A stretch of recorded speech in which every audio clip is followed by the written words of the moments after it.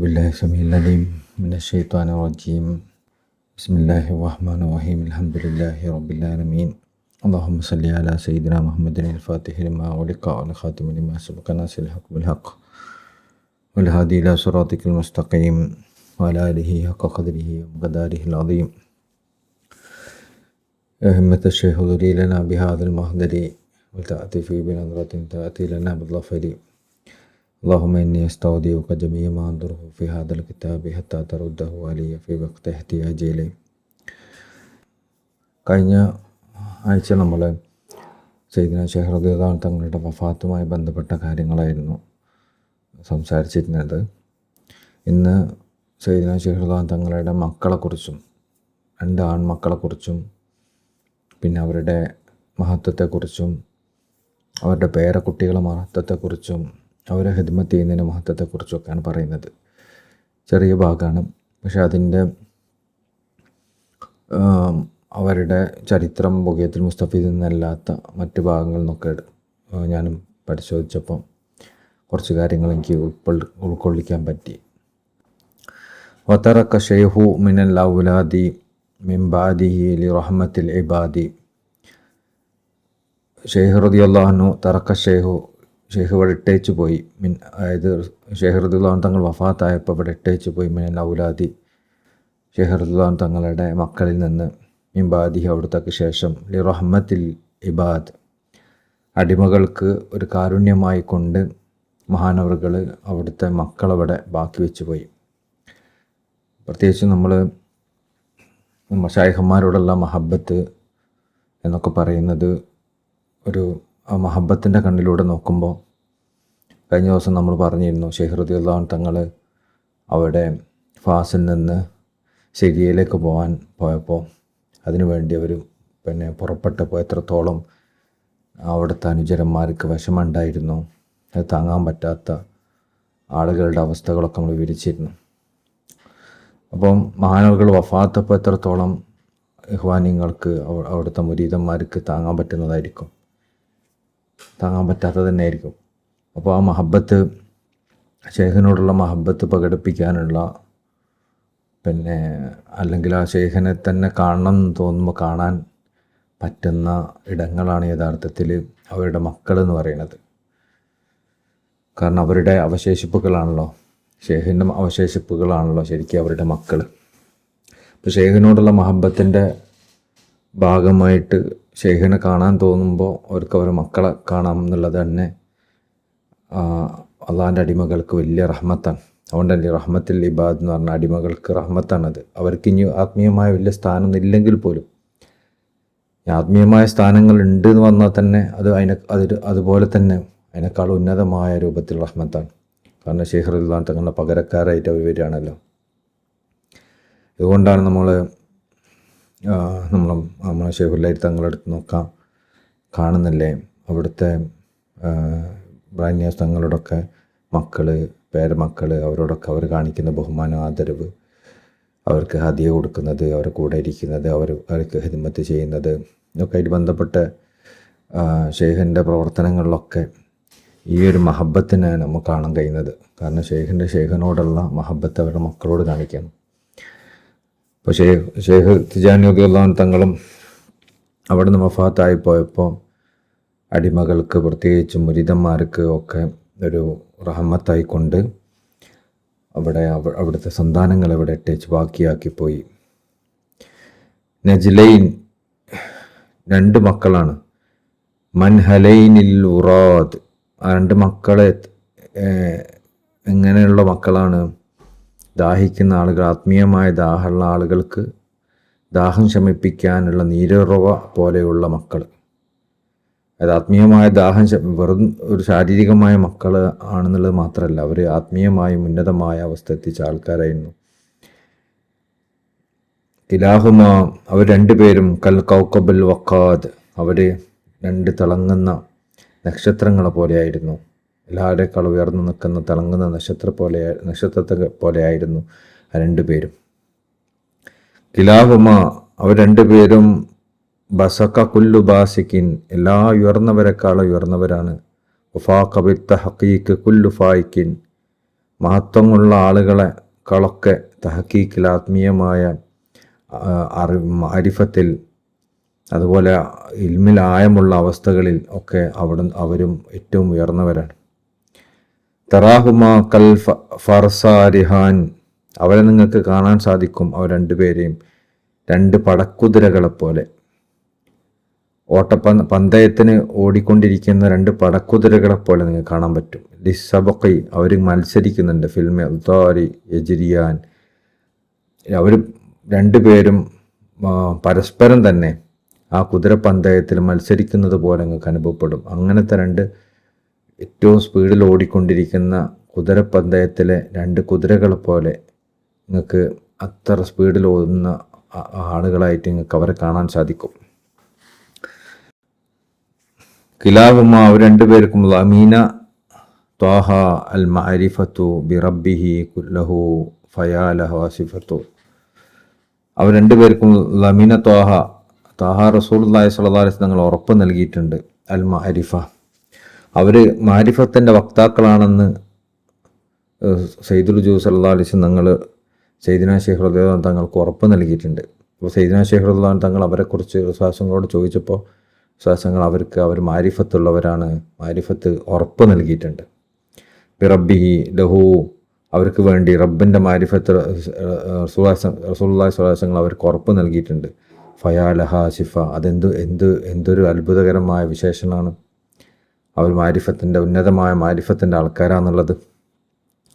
വലഹുമാ ലമീന, അതുപോലെ തന്നെ സയ്യിദിന റസൂലുള്ളാഹി സ്വല്ലല്ലാഹു അലൈഹി വസല്ലം അവർക്ക് രണ്ടുപേർക്കും ഉറപ്പ് നൽകിയിട്ടുണ്ട്. ഖൈറൻ ജമ്മൻ,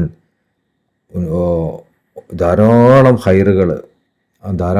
ഹൈറുകൾ അവർക്ക് ഉറപ്പ് നൽകിയിട്ടുണ്ട്. മാ ഖാബ മൻ അതാഹുമാ വമാ, അവരടുത്തേക്ക് വരുന്ന ഒരാൾക്കും അതുകൊണ്ട് തന്നെ നിരാശപ്പെടേണ്ടി വരില്ല. അത്രയും ഹൈറാത്തുകൾ സയ്യിദിന ശൈഖ് റളിയല്ലാഹു അൻഹു തങ്ങൾക്ക് അവിടുത്തെ മക്കളെ വിഷയത്തിൽ വിശ്വാസങ്ങൾ കൊടുത്തിട്ടുണ്ട്. ഈ രണ്ട് മക്കൾ പ്രത്യേകിച്ചും. വകുല്ലു മൻ അദ്റക മിൻ ദുരിയത്തി, അതുപോലെ തന്നെ അവിടുത്തെ ഇത് മക്കളവസ്ഥയാണ്. ഇനി അവിടുത്തെ പേരക്കുട്ടികൾ, സയ്യിദിന ശൈഖ് റളിയല്ലാഹു അൻഹു തങ്ങളുടെ പേരക്കുട്ടികൾ, കുല്ലു മൻ അദ്റക, അവരിൽ ആര് പ്രായപൂർത്തി എത്തിച്ചാലും, മിൻ ദുരിയത്തി, അവരുടെ പേരക്കുട്ടികളിൽ നിന്ന് ആരും പ്രായപൂർത്തി എത്തിച്ചാലും, യുഅ്താ മഖാമൻ സമീയൻ, അവർക്ക് ഉന്നതമായ മഖാമ് ലഭിക്കപ്പെടും. കൽ ബുഗയതിഹി ബുഗയത, അവർ തേടുന്നതിനനുസരിച്ച്, അവരുടെ തേട്ടത്തിൻ്റെ തോതനുസരിച്ച് അവരുടെ പ്രായപൂർത്തി എത്തുന്ന സമയത്ത് തന്നെ അവർക്ക് ഉന്നതമായ മഖാമുകൾ നൽകപ്പെടും. ഇത് മക്കളെ കാര്യമല്ല പറയുന്നത്, പേരക്കുട്ടികൾ. ഇപ്പോൾ പലരും നമ്മളൊക്കെ സയ്യിദിന ശൈഖ് റളിയല്ലാഹു അൻഹു തങ്ങളുടെ പേരക്കുട്ടികളൊക്കെ പലരും കണ്ടവരാണ്. നമ്മൾ മദീനത്ത് വെച്ചിട്ട് കണ്ടിട്ടുണ്ട്, കഴിഞ്ഞ പ്രാവശ്യം കണ്ടിട്ടുണ്ട്, ഒരു മഹദീനെ കണ്ടിട്ടുണ്ട് ലണ്ടനിൽ വന്ന്. അതുപോലെ അതിന് മുമ്പ് പ്രാവശ്യം നമ്മൾ കണ്ടിട്ടുണ്ട് ബ്രഹ്മസ്തങ്ങളുടെ പേരക്കുട്ടിയെ, അവരൊക്കെ അമധ്യാനങ്ങളൊക്കെ പേരക്കുട്ടിയെ ഒരാളെ കണ്ടിട്ടുണ്ട്. പിന്നെ അതുപോലെ കേരളത്തിലേക്ക് വന്നപ്പോൾ നമ്മൾ കണ്ടിട്ടുണ്ട്. പിന്നെ ദുബായിലും ഖത്തറിലൊക്കെ പലപ്പോഴും അമധ്യാനങ്ങളെ പേരക്കുട്ടികൾ വരാറുണ്ട്. ഈ പേരക്കുട്ടികൾക്കൊക്കെ അവർ മക്കളെന്നുള്ളതല്ല, പേരക്കുട്ടികൾക്ക് വരെ അവർക്ക് പ്രായപൂർത്തി എത്തുന്ന സമയത്ത് അവർക്ക് അള്ളാഹു വലിയ മക്കാമ് നൽകും. അവരുടെ തേട്ടത്തിൻ്റെ തോതനുസരിച്ച്, എല്ലാവർക്കും ഒരുപോലെയല്ല നൽകുക, ഓരോരുത്തർ എന്താണോ തേടുന്നത് അതിനനുസരിച്ച് അവർ പ്രായപൂർത്തി എത്തുന്ന സമയത്ത് തന്നെ അവർക്ക് വലിയ മക്കാമുകൾ നൽകപ്പെടും. അലാ യദി റസൂലി സയ്യിദുൽ അറബ് ജദ്ബൻ ബിലാ ഷർത്തിൻ യുറാ വലാ സബബ്, റസൂലുള്ളാഹി സ്വല്ലല്ലാഹു അലൈഹി വസല്ലം കരങ്ങളിൽ നിന്ന് അവർക്ക് അത് ലഭിക്കും. സയ്യിദുൽ അറബ്, അറബുകളുടെ നേതാവായ റസൂലുള്ളാഹി സ്വല്ലല്ലാഹു അലൈഹി വസല്ലം കരങ്ങളിൽ നിന്ന് അവർക്ക് ലഭിക്കും. എങ്ങനെ അത് ലഭിക്കാം? ജദ്ബൻ, അത് അവർ ആത്മീയമായ ഉൾവലിവ് കൊണ്ട് കിട്ടുന്നതാണ്. അത് അവരെന്തോ കുറേ അമല് ചെയ്തുകൊണ്ട് കിട്ടുന്നതല്ല, അല്ലാതെ തന്നെ അവർക്കത് കിട്ടും. ബിലാ ഷർത്തിൻ യുറാ വലാ സബബ്, ഒരു കാരണമോ ഒരു ഷർത്തോ ഒന്നുമില്ലാതെ തന്നെ അവരെന്താണെങ്കിലും, അവരേത് രൂപത്തിലുള്ളവരാണെങ്കിലും പ്രായപൂർത്തി എത്തിച്ചാൽ അവരുടെ തേട്ടത്തിനനുസരിച്ചുള്ള ഒരു ഉന്നതമായ ആത്മീയ പദവി സയ്യിദുൽ വജൂദ് സല്ലല്ലാഹു അലൈഹി വസല്ലം തങ്ങൾ അവർക്ക് നൽകുന്നതാണ്. ഇത് അവരുടെ അമ്മത്തിജാൻ തങ്ങളെ പേരക്കുട്ടികളെ മഹത്വത്തിൽ പെട്ടതാണ്. അതുകൊണ്ട് തന്നെ അമ്മത്തിജാൻ തങ്ങളെ പേരക്കുട്ടികളും നമുക്ക് നമ്മളെ സംബന്ധിച്ചിടത്തോളം വലിയ റഹ്മത്താണ്. അവർ നമ്മുടെ ഇടയിൽ ഉണ്ടാവുക എന്ന് പറയുന്നത്. ഒന്ന്, അമ്മത്തിജാൻ തങ്ങളെ നമുക്കതിലൂടെ കാണാൻ സാധിക്കും. അമ്മത്തിജാൻ തങ്ങളെ കാണാൻ ആഗ്രഹിക്കുന്നവരൊക്കെ അവരുടെ പേരക്കുട്ടികളെ കണ്ടാൽ മതി. അതുപോലെ തന്നെ അമ്മത്തിജാൻ തങ്ങളെ ഹിദ്മത്ത് ചെയ്യാൻ നമുക്ക് അവരെ ഹിദ്മത്ത് ചെയ്താൽ മതി. മാത്രമല്ല, അവർക്ക് എന്തായാലും അവരെത്ര ചെറിയവരാണെങ്കിലും അവർക്കൊരു പ്രത്യേക മക്കാമുണ്ട് എന്ന് ഇവിടെ പറയപ്പെട്ടിട്ടുണ്ട്. അതുകൊണ്ട് ആ മക്കാമ് ഉള്ളവർ തന്നെ ആയിരിക്കും എന്ന അടിസ്ഥാനത്തിൽ അവരോട് കൂടെ സഹവാസത്തിലൊക്കെ കഴിയാൻ നമുക്ക് സാധിക്കും. ഈ അവരെ ഹിദ്മത്ത് ചെയ്യുന്നതിൻ്റെ പ്രാധാന്യം താഴെ പറയുന്നുണ്ട്. ഇതുപോലെ തന്നെയാണ് സയ്യിദ്ന ഷെയ്ഖ് ഇബ്രാഹിം നിയാസ് റളിയല്ലാഹു അൻഹു തങ്ങളുടെ മക്കളെ പേരക്കുട്ടികളുടെയൊക്കെ വിഷയത്തിലും അവരിൽ നമുക്ക് ഷെയ്ഖിനെ കാണാൻ സാധിക്കും. അവരെ ഹിദ്മത്ത് ചെയ്യുന്നതിലൂടെ ഷെയ്ഖിനെ ഹിദ്മത്ത് ചെയ്യുക എന്നുള്ളൊരു അവസ്ഥ എത്തിക്കാൻ സാധിക്കും. ഇതൊക്കെ അള്ളാഹു നമുക്ക് തന്ന വലിയ അനുഗ്രഹങ്ങൾപ്പെട്ടതാണ്. മുഹബ്ബീങ്ങളെ സംബന്ധിച്ചിടത്തോളം അവർ ഷെയ്ഖിൻ്റെ പേരക്കുട്ടികളെ കാണുന്നത് അവരെ ഓരോ വ്യക്തികളായിട്ടല്ല. അവർ കുറേ മനുഷ്യന്മാർ, അവർക്ക് കുറേ നമ്മളെ കൊണ്ട് കാര്യം കിട്ടണ്ട, അങ്ങനെയല്ല നമ്മൾ കാണും. മുഹബ്ബീങ്ങളെ സംബന്ധിച്ചിടത്തോളം അവർ ആ പേരക്കുട്ടികളെയും മക്കളെയൊക്കെ കാണുന്നത് അവരെ ആരെയാണ് ഇഷ്ടം വെക്കുന്നത് അവരെയാണ് അതിലൂടെ കാണുന്നത്. അതുകൊണ്ട് അവർക്ക് എത്ര ആ ആളുകൾക്ക് ഹിദ്മത്ത് ചെയ്താലും അവർക്ക് മതി വരില്ല, എത്ര അവരെ കണ്ടാലും അവർക്ക് മതി വരില്ല. കാരണം അവരവരെ ആരെയാണ് അവർ ഇഷ്ടം വെക്കുന്നവരാണ് അതിലൂടെ അവർ കാണുന്നത് എന്ന കാരണം കൊണ്ട് വേറെ ആരെയും കാണുന്നില്ല. വലാ യദി റസൂലി സയ്യിദുൽ അറബ് ജദ്ബൻ ബിലാ ഷർത്തിൻ യുറ വലാ സബബ്. ഒരു കാരണവും ഒരു ഷർത്തും ഒന്നും ഇല്ലാതെ ജദ്ബിലൂടെ റസൂലുള്ളാഹി സ്വല്ലല്ലാഹു അലൈഹി വസല്ലം കരങ്ങളിൽ നിന്ന് അവർക്ക് പ്രത്യേകമായ മഖാം ലഭിക്കും. മാഫിലി മഫാത്തിഹുൽ കുനൂസി ഹർദലത്തുൻ ഫീ കൂറത്തിൽ ആലമി മിൻ നസ്ബത്തി ലഹു. അവർക്ക് അള്ളാഹു കൊടുത്ത അവർക്ക് റസൂലുള്ളാഹി സ്വല്ലല്ലാഹു അലൈഹി വസല്ലം വഴി അള്ളാഹു കൊടുത്ത ഈ അവസ്ഥകളുണ്ടല്ലോ, അതിനെ ഒരു ഭാഗത്ത് വെക്കുകയും മഫാത്തിഹിൽ കുനൂസിൽപ്പെട്ട ഫർദാനിയത്തിൻ്റെ ഉടമകളായിട്ടുള്ള ഔലിയാക്കന്മാരുണ്ട്, അവർക്ക് അള്ളാഹു നൽകിയത് മറ്റൊരു ഭാഗത്ത് വെക്കുകയും ചെയ്താൽ ഈ മഫാത്തിഹിൽ കുനൂസിൽപ്പെട്ട എല്ലാ ഔലിയാക്കന്മാർക്കും കൂടി കൊടുത്തത് ഒരു കടുകുമണിത്തൂക്കം മാത്രമാണെന്ന് തോന്നിപ്പോവും. അത്രയും ഇവർക്ക് അള്ളാഹു കൊടുക്കും എന്നാണ് പറയുന്നത്. ഒമിൻ ലമാനി അഹമ്മദുൽ മുഖ്താർ. ഇത് ഒന്നാമത്തെ അഹമ്മദ് ജാൻ തങ്ങളെ മക്കളെക്കുറിച്ച് പറഞ്ഞു, അവരെ പേരക്കുട്ടികളെ പറ്റി പറഞ്ഞു, ആ പേരക്കുട്ടികൾക്ക് അള്ളാഹു കൊടുക്കുന്ന മഹത്വത്തെക്കുറിച്ച് പറഞ്ഞു. പിന്നെ പറയുന്നത് ഞാൻ പേരക്കുട്ടികളെ ഹിദ്മത്ത് ചെയ്താലുള്ള മഹത്വമാണ്. ഒമിൻ ലമാനി അഹമ്മദുൽ മുഖ്താരി. അതുപോലെ തന്നെ സയ്യിദിന റസൂലുള്ളാഹി സ്വല്ലല്ലാഹു അലൈഹി വസല്ലം സയ്യിദിന ഷെയ്ഖ് അഹ്മദ് തിജാനി റളിയല്ലാഹു അൻഹു തങ്ങളുടെ ഉറപ്പുകൾപ്പെട്ടതാണ്. അത് റസൂലുള്ളാഹി നൽകിയ ഉറപ്പിൽപ്പെട്ടതാണ്. ലഹും ഇനാഹും ബിഹാദിഹിദ്ദാർ. അതായത് റസൂലുള്ളാഹി സ്വല്ലല്ലാഹു അലൈഹി വസല്ലം അഹ്മദ് തിജാനി തങ്ങൾക്ക് ഉറപ്പ് നൽകിയിട്ടുണ്ട്. അഹ്മദ് തിജാനി തങ്ങളെ മക്കൾക്ക് ഈ ലോകത്ത് വെച്ച് തന്നെ ഐശ്വര്യം ഉണ്ടാവും, അവർക്ക് ദാരിദ്ര്യം അനുഭവപ്പെടില്ല, ബാഹ്യമായോ ആന്തരികമായോ അവർക്ക് ദാരിദ്ര്യം അനുഭവപ്പെടില്ല എന്നത് അവർക്ക് നൽകിയ ഉറപ്പുകൾപ്പെട്ടതാണ്. ഇത് കിതാബുൽ ജാമിയിൽ ബഹുമാനപ്പെട്ട മുഹമ്മദ് ഇബ്നു മശ്രി റളിയല്ലാഹു അൻഹു തങ്ങൾ ഇത് വിശദീകരിക്കുന്നുണ്ട്. അഹ്മദ് തിജാനി തങ്ങളുടെ വാക്കുകൾ തന്നെ അവരുടെ മക്കൾക്കും പേരമക്കൾക്കും ഒന്നും ഈ ദാരിദ്ര്യം ഉണ്ടാവില്ല എന്ന്. അതിൽ എല്ലാ സന്താന പരമ്പരയും പെടുമോ എന്നുള്ളത് അറിയില്ല, പക്ഷെ പേരമക്കൾക്കും മക്കൾക്കും ഒന്നും ഇല്ല എന്ന് എന്തായാലും പറഞ്ഞിട്ടുണ്ട്. ഖാദിമുഹും തുസബ്ബിഹു ബിഹാർ ലഹു വമാ ഫീഹാ ഖദാ അഷ്ജാർ. അതുപോലെ ഈ മക്കൾക്കും പേരമക്കൾക്കും ഒക്കെ ഹിദ്മത്ത് ചെയ്യുന്ന ആളുകൾക്ക്, അവരെ ഹിദ്മത്ത് ചെയ്യുന്നവർക്ക് അള്ളാഹു നൽകും തുസബ്ബിഹുൽ ബിഹാർ, സമുദ്രത്തിലുള്ള എല്ലാത്തിൻ്റെയും തസ്ബീഹുകൾ, ലഹു വമാ ഫിഹ, സമുദ്രത്തിൽ അടങ്ങിയിട്ടുള്ള എല്ലാത്തിൻ്റെയും തസ്ബീഹുകൾ, കഥ അഷ്ജാർ, അതുപോലെ മരങ്ങൾ എത്രത്തോളം ഉണ്ടോ ആ മരങ്ങളൊക്കെ ചെല്ലുന്ന തസ്ബീഹുകളും. അമ്മത്ത് ഞാൻ നിങ്ങളെ പേരക്കുട്ടികൾ ആരെങ്കിലും ഹിദ്മത്ത് ചെയ്താൽ അവർക്ക് ഈ മരങ്ങളും സമുദ്രത്തിലെ ജീവികളും എല്ലാവരും എത്ര തസ്ബീഹ് ചെല്ലുമോ അത്രയും പ്രതിഫലം അവർക്ക് അള്ളാഹു നൽകും. യദ്ഖുലുൽ ജന്നത്ത, അതുപോലെ അമ്മത്ത് ജാന്തങ്ങളെ പേരക്കുട്ടികളെ ഹിദ്മത്ത് ചെയ്യുന്നവരെ അള്ളാഹു പ്രവേശിക്കും. മിൻ ഹൈസുൻ തഖാ, സ്വർഗത്തിൽ പ്രവേശിപ്പിക്കും.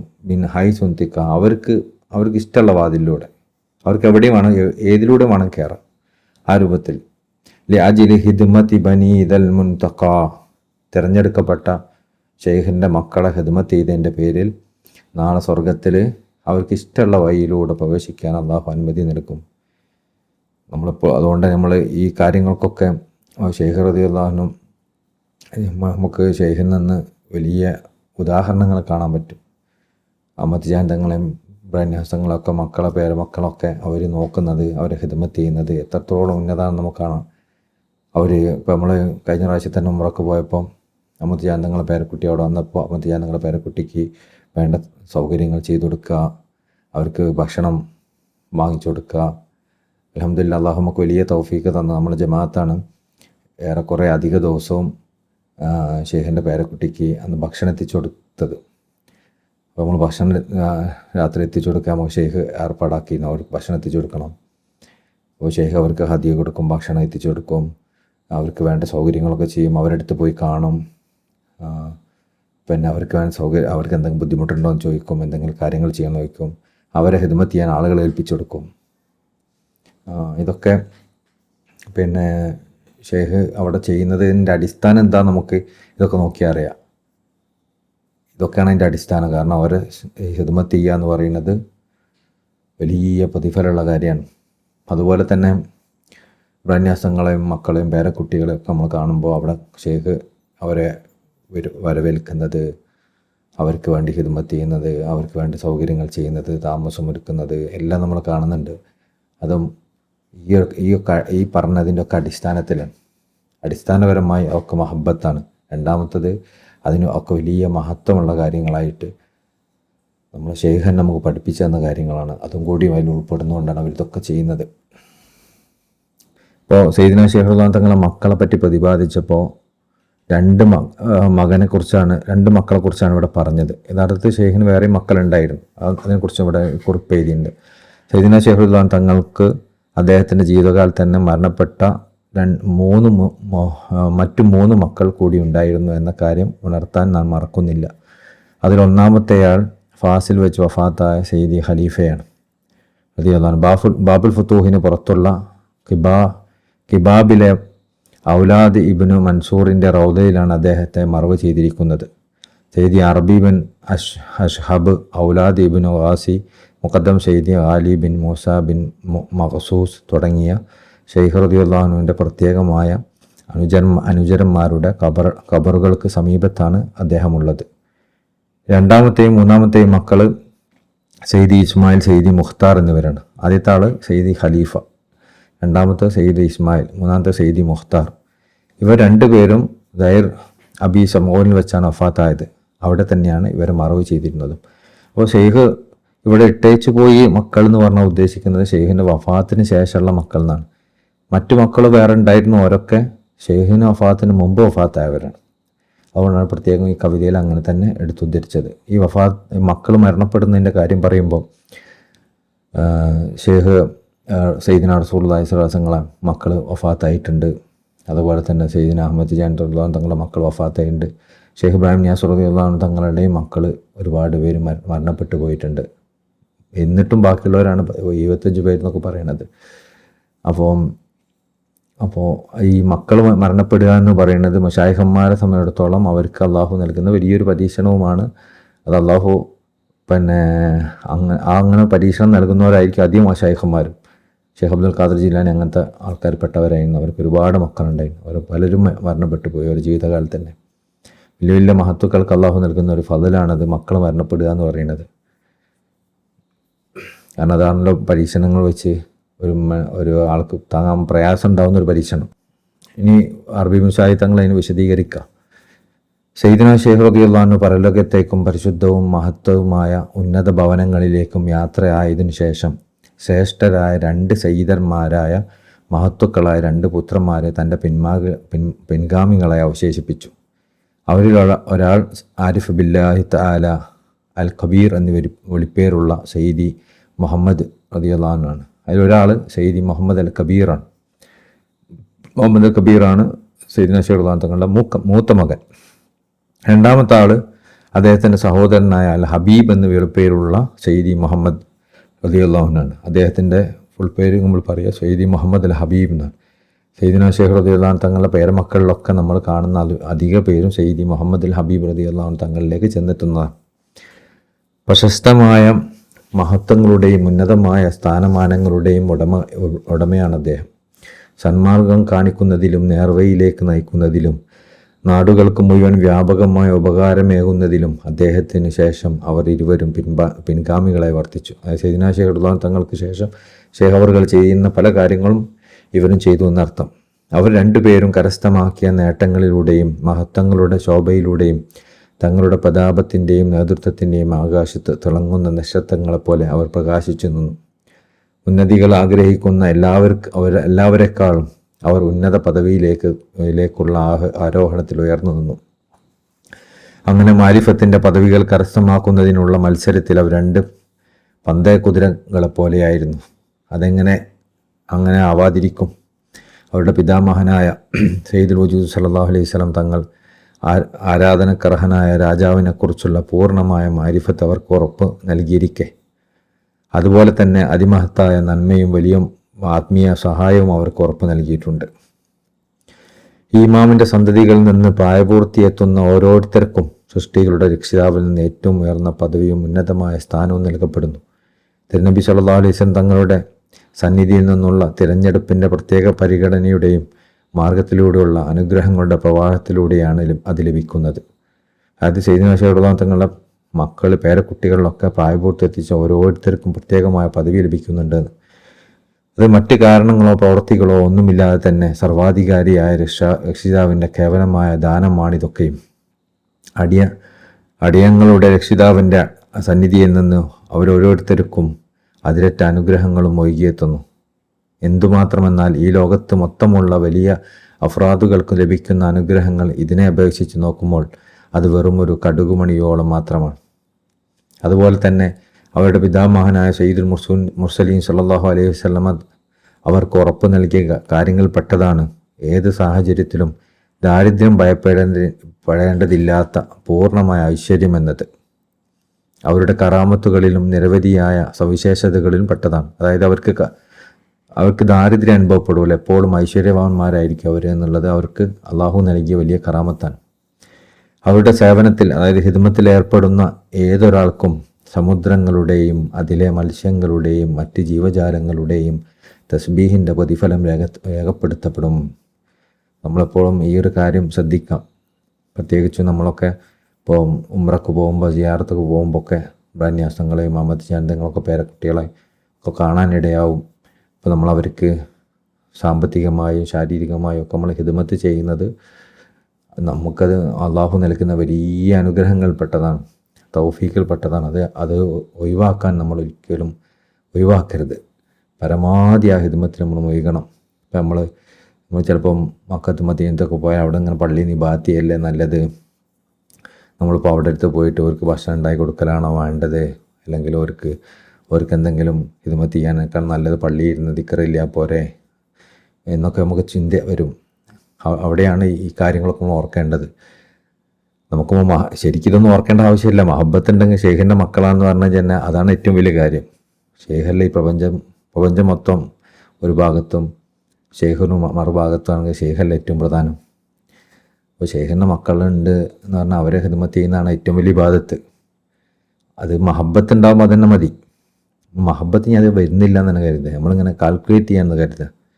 നമ്മളിങ്ങനെ അളന്ന് നോക്കുകയാണ് ഏതാ ഇപ്പം നല്ലത്, കൂടുതൽ ഏതാ ശ്രേഷ്ഠം എന്നൊക്കെ നോക്കിയാലും നമ്മൾ ആ ഹിദ്മത്ത് തന്നെ ചെയ്യേണ്ടത്. കാരണം ആ ഹിദ്മത്ത് ചെയ്യുന്നവർക്ക് സയ്യിദ്നാ ഷേഖ് റളിയല്ലാഹു അൻഹു തങ്ങൾ നൽകിയ ഉറപ്പെന്താ? കടലിലുള്ള മുഴുവൻ ജീവജാലങ്ങളും തസ്ബീഹ് ചെല്ലുന്നതിനേക്കാളും കരയിലുള്ള വൃക്ഷങ്ങൾ മുഴുവൻ തസ്ബീഹ് ചെല്ലുന്നതിനേക്കാളും മഹത്വം അവർക്ക് ഹിദ്മത്ത് ചെയ്യുന്നതിലൂടെ അള്ളാഹു നമുക്ക് നൽകും എന്നത് പിന്നെ വലിയൊരു കാര്യമാണ്. അപ്പോൾ അതെപ്പോഴും കിട്ടൂല. ഇബാദത്ത് നമുക്ക് എല്ലാ സമയത്തും ചെയ്യാം.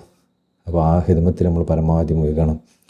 അവർക്ക് ഭക്ഷണം ഉണ്ടാക്കുന്നത്, അവർക്ക് എന്തെങ്കിലും സാധനങ്ങൾ വാങ്ങിച്ചു കൊടുക്കുന്നത്, അല്ലെങ്കിൽ അവർക്ക് സൗകര്യങ്ങൾ ചെയ്തു കൊടുക്കുന്നത്, അതുപോലെ തന്നെ അവർക്ക് എന്തെങ്കിലും സാമ്പത്തികമായ എന്തെങ്കിലും ഹദിയ കൊണ്ടുപോയി കൊടുക്കുന്നത്, എന്തെങ്കിലും വാങ്ങിച്ചു കൊടുക്കുന്നത്, ഇതൊക്കെ ആയിട്ട് ബന്ധപ്പെട്ട് നമ്മൾ എന്തൊക്കെ ചെയ്യാൻ പറ്റുക അതൊക്കെ പരമാവധി നമ്മൾ ചെയ്യണം, അവസരങ്ങൾ മുതലെടുക്കണം എന്ന് പറയണം. അവരുടെ സേവനത്തിലേർപ്പെടുന്ന ഏതൊരാൾക്കും സമുദ്രങ്ങളുടെയും അതിലെ മത്സ്യങ്ങളുടെയും മറ്റ് ജീവജാലങ്ങളുടെയും തസ്ബീഹിൻ്റെ പ്രതിഫലം രേഖപ്പെടുത്തും. അതുപോലെ തന്നെ മരങ്ങളുടെ തസ്ബീഹിൻ്റെ പ്രതിഫലവും രേഖപ്പെടുത്തപ്പെടും എന്നത്.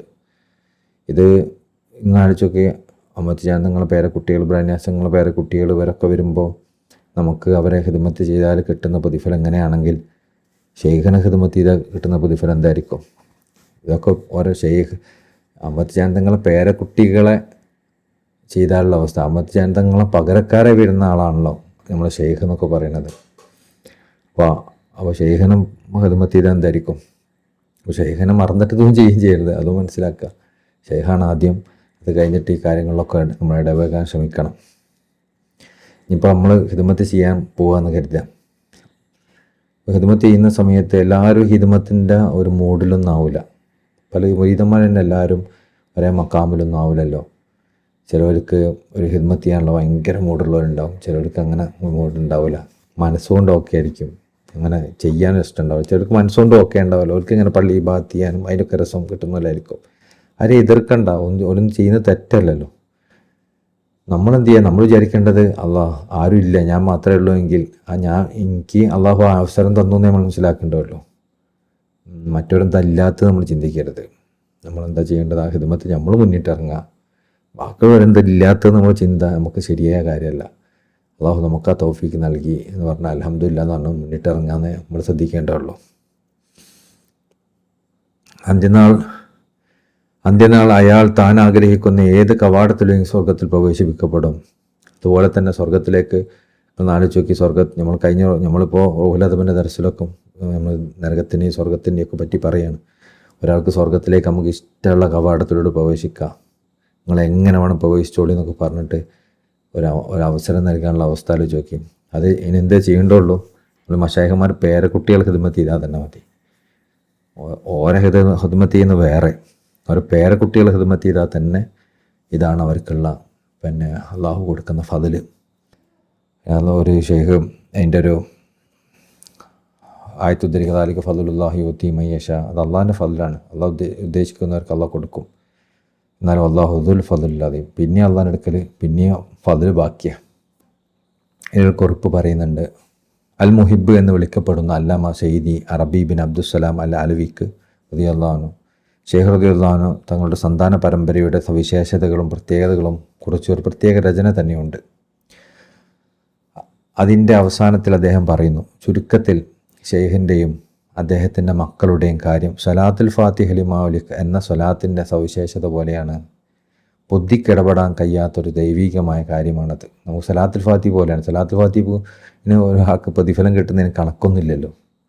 അതെന്തിനപ്പം നമ്മൾക്ക് ഒരു സ്വലാത്ത് ചെയ്ത് നമ്മളിപ്പോൾ ആകെ ഒരു 2 സെക്കൻഡല്ല സ്വലാത്തുൽ ഫാത്തിഹ ചെല്ലാനുള്ളൂ. എന്നിട്ട് അതിന് എത്രയൊക്കെ പ്രതിഫലം കിട്ടുന്നതെന്ന് ചോദിച്ചാൽ ഉത്തരമൊന്നുമില്ല. ബുദ്ധിക്ക് അവിടെ പ്രത്യേക പ്രസക്തിയൊന്നുമില്ല. അതേസമയം അതുപോലെയാണ് അഹമ്മദ് തങ്ങളെ പേരക്കുട്ടികളെയും മക്കളെയൊക്കെ ഹിദ്മത്ത് ചെയ്താൽ കിട്ടണത്. അവർക്ക് നമ്മൾ ഹിദ്മത്ത് ചെയ്താൽ അതിൻ്റെ പ്രതിഫലം നമുക്കിങ്ങനെ ബുദ്ധി കൊണ്ട് കാൽക്കുലേറ്റ് ചെയ്താൽ കിട്ടുന്നതല്ല. അവരുടെ അസ്തിത്വം ഒരു കാരുണ്യമാണ്. ആ കാരുണ്യം എന്താണെന്ന് ഞാൻ നേരത്തെ വിശദീകരിച്ചു. അവരോടുള്ള സാമീപ്യം അള്ളാഹുവിലേക്കുള്ള ചേർച്ചയാണ്. നമുക്ക് അള്ളാഹുൽ ഫനാ ആവണം, അള്ളാഹുലായി എപ്പോഴും നിലനിൽക്കണം നമുക്ക് ആഗ്രഹമുണ്ടോ? എപ്പോഴും നമ്മൾ ഈ അമ്മത്തിജാന്തങ്ങളെയും മശായിഖന്മാരൊക്കെ പേരക്കുട്ടികളായിട്ട് എപ്പോഴും സാഹസിക്കുക പറ്റണ പോലെ കേട്ടോ. എന്നിട്ട് അത് നമ്മൾ അള്ളാഹുവിനോടുള്ള മഹബത്ത് വർദ്ധിപ്പിക്കും. പക്ഷേ അദബ് പാലിച്ചുകൊണ്ടായിരിക്കണം. സഹവാസം കൂടി ലാസ്റ്റ് നമ്മൾ അവർ മനുഷ്യന്മാരാണ്, അവർക്ക് കുറവുകളുണ്ടാവും. ആ കുറവുകൾ കണക്കാക്കിയിട്ട് പിന്നെ അവരെ കുറ്റപ്പെടുത്തുന്ന അവസ്ഥയിലാവരുത്. ഇവിടുത്തെ അവരോട് മഹബത്ത് കൊണ്ടാണ് അവരുടെ അടുത്തേക്ക് പോകേണ്ടത്. അവർക്കുള്ള ഹിദ്മത്ത് അള്ളാഹുവിൽ നിന്നുള്ള ഔദാര്യവും അനുഗ്രഹവുമാണ്. അവർക്ക് ഹിദ്മത്ത് ചെയ്യാനുള്ള അവർക്ക് തൗഫീക്ക് നൽകാറുണ്ട്. അള്ളാഹു നൽകുന്ന വലിയൊരു അനുഗ്രഹവും ഔദാര്യമാണ്. പിന്നെ അഹമ്മദ് ജാൻ തങ്ങളെ മക്കൾക്ക് സമ്പത്തുണ്ടാവും എന്ന് പറഞ്ഞ കാര്യം അല്ലാമ സയ്യിദി മുഹമ്മദ് ബിൻ അൽ മശരി റളിയല്ലാഹു തങ്ങൾ അൽ ജാമി എന്ന ഗ്രന്ഥത്തിൽ വന്നതിലേക്കുള്ള തങ്ങളുടെ അതിൽ വന്നതിലേക്കുള്ള സൂചനയാണ് ഇവിടെ പറഞ്ഞത്. ഷെയ്ഖ് റളിയല്ലാഹു അൻഹു തങ്ങൾ ഉദ്ധരിച്ചുകൊണ്ട് അദ്ദേഹം പറയുന്നു, ഞാൻ ജീവിച്ചിരിക്കുന്ന കാലത്തോളം എനിക്കും എൻ്റെ മക്കൾക്കും അവരുടെ മക്കൾക്കും, അതായത് നേർമക്കൾക്കും പേരമക്കൾക്കും സമ്പൽ സമൃദ്ധി ഉറപ്പ് നൽകപ്പെട്ടിരിക്കുന്നു. അതായത് അഹമ്മദ് തങ്ങളുടെ മക്കൾക്കും പേരമക്കൾക്കും ദാരിദ്ര്യം ഉണ്ടാവില്ല എന്ന് അവർ പറഞ്ഞിട്ടുണ്ട്. അത് എല്ലാ പേരമക്കൾക്കും എല്ലാം എന്നാണ് ആ വാക്കെന്ന് മനസ്സിലാവുന്നത്. എന്നാലും അങ്ങനെ ഒരു സംഭവം വന്നിട്ടുണ്ട്. സയ്യിദിന ഷെയ്ഖ് റളിയല്ലാഹു അൻഹു തൻ്റെ ശ്രേഷ്ഠരായ പുത്രന്മാരെ റളിയല്ലാഹു അൻഹുമ പിൻഗാമികളായി വിട്ടേച്ചു പോയി എന്നും കവി ഈ വരികളിൽ പരാമർശിച്ചിട്ടുണ്ട്. അവർ ഇരുവരും പൂർണ്ണതയുടെ മണ്ഡലങ്ങളിൽ സ്പഷ്ടമായ മികവോട് പ്രശോഭിച്ചു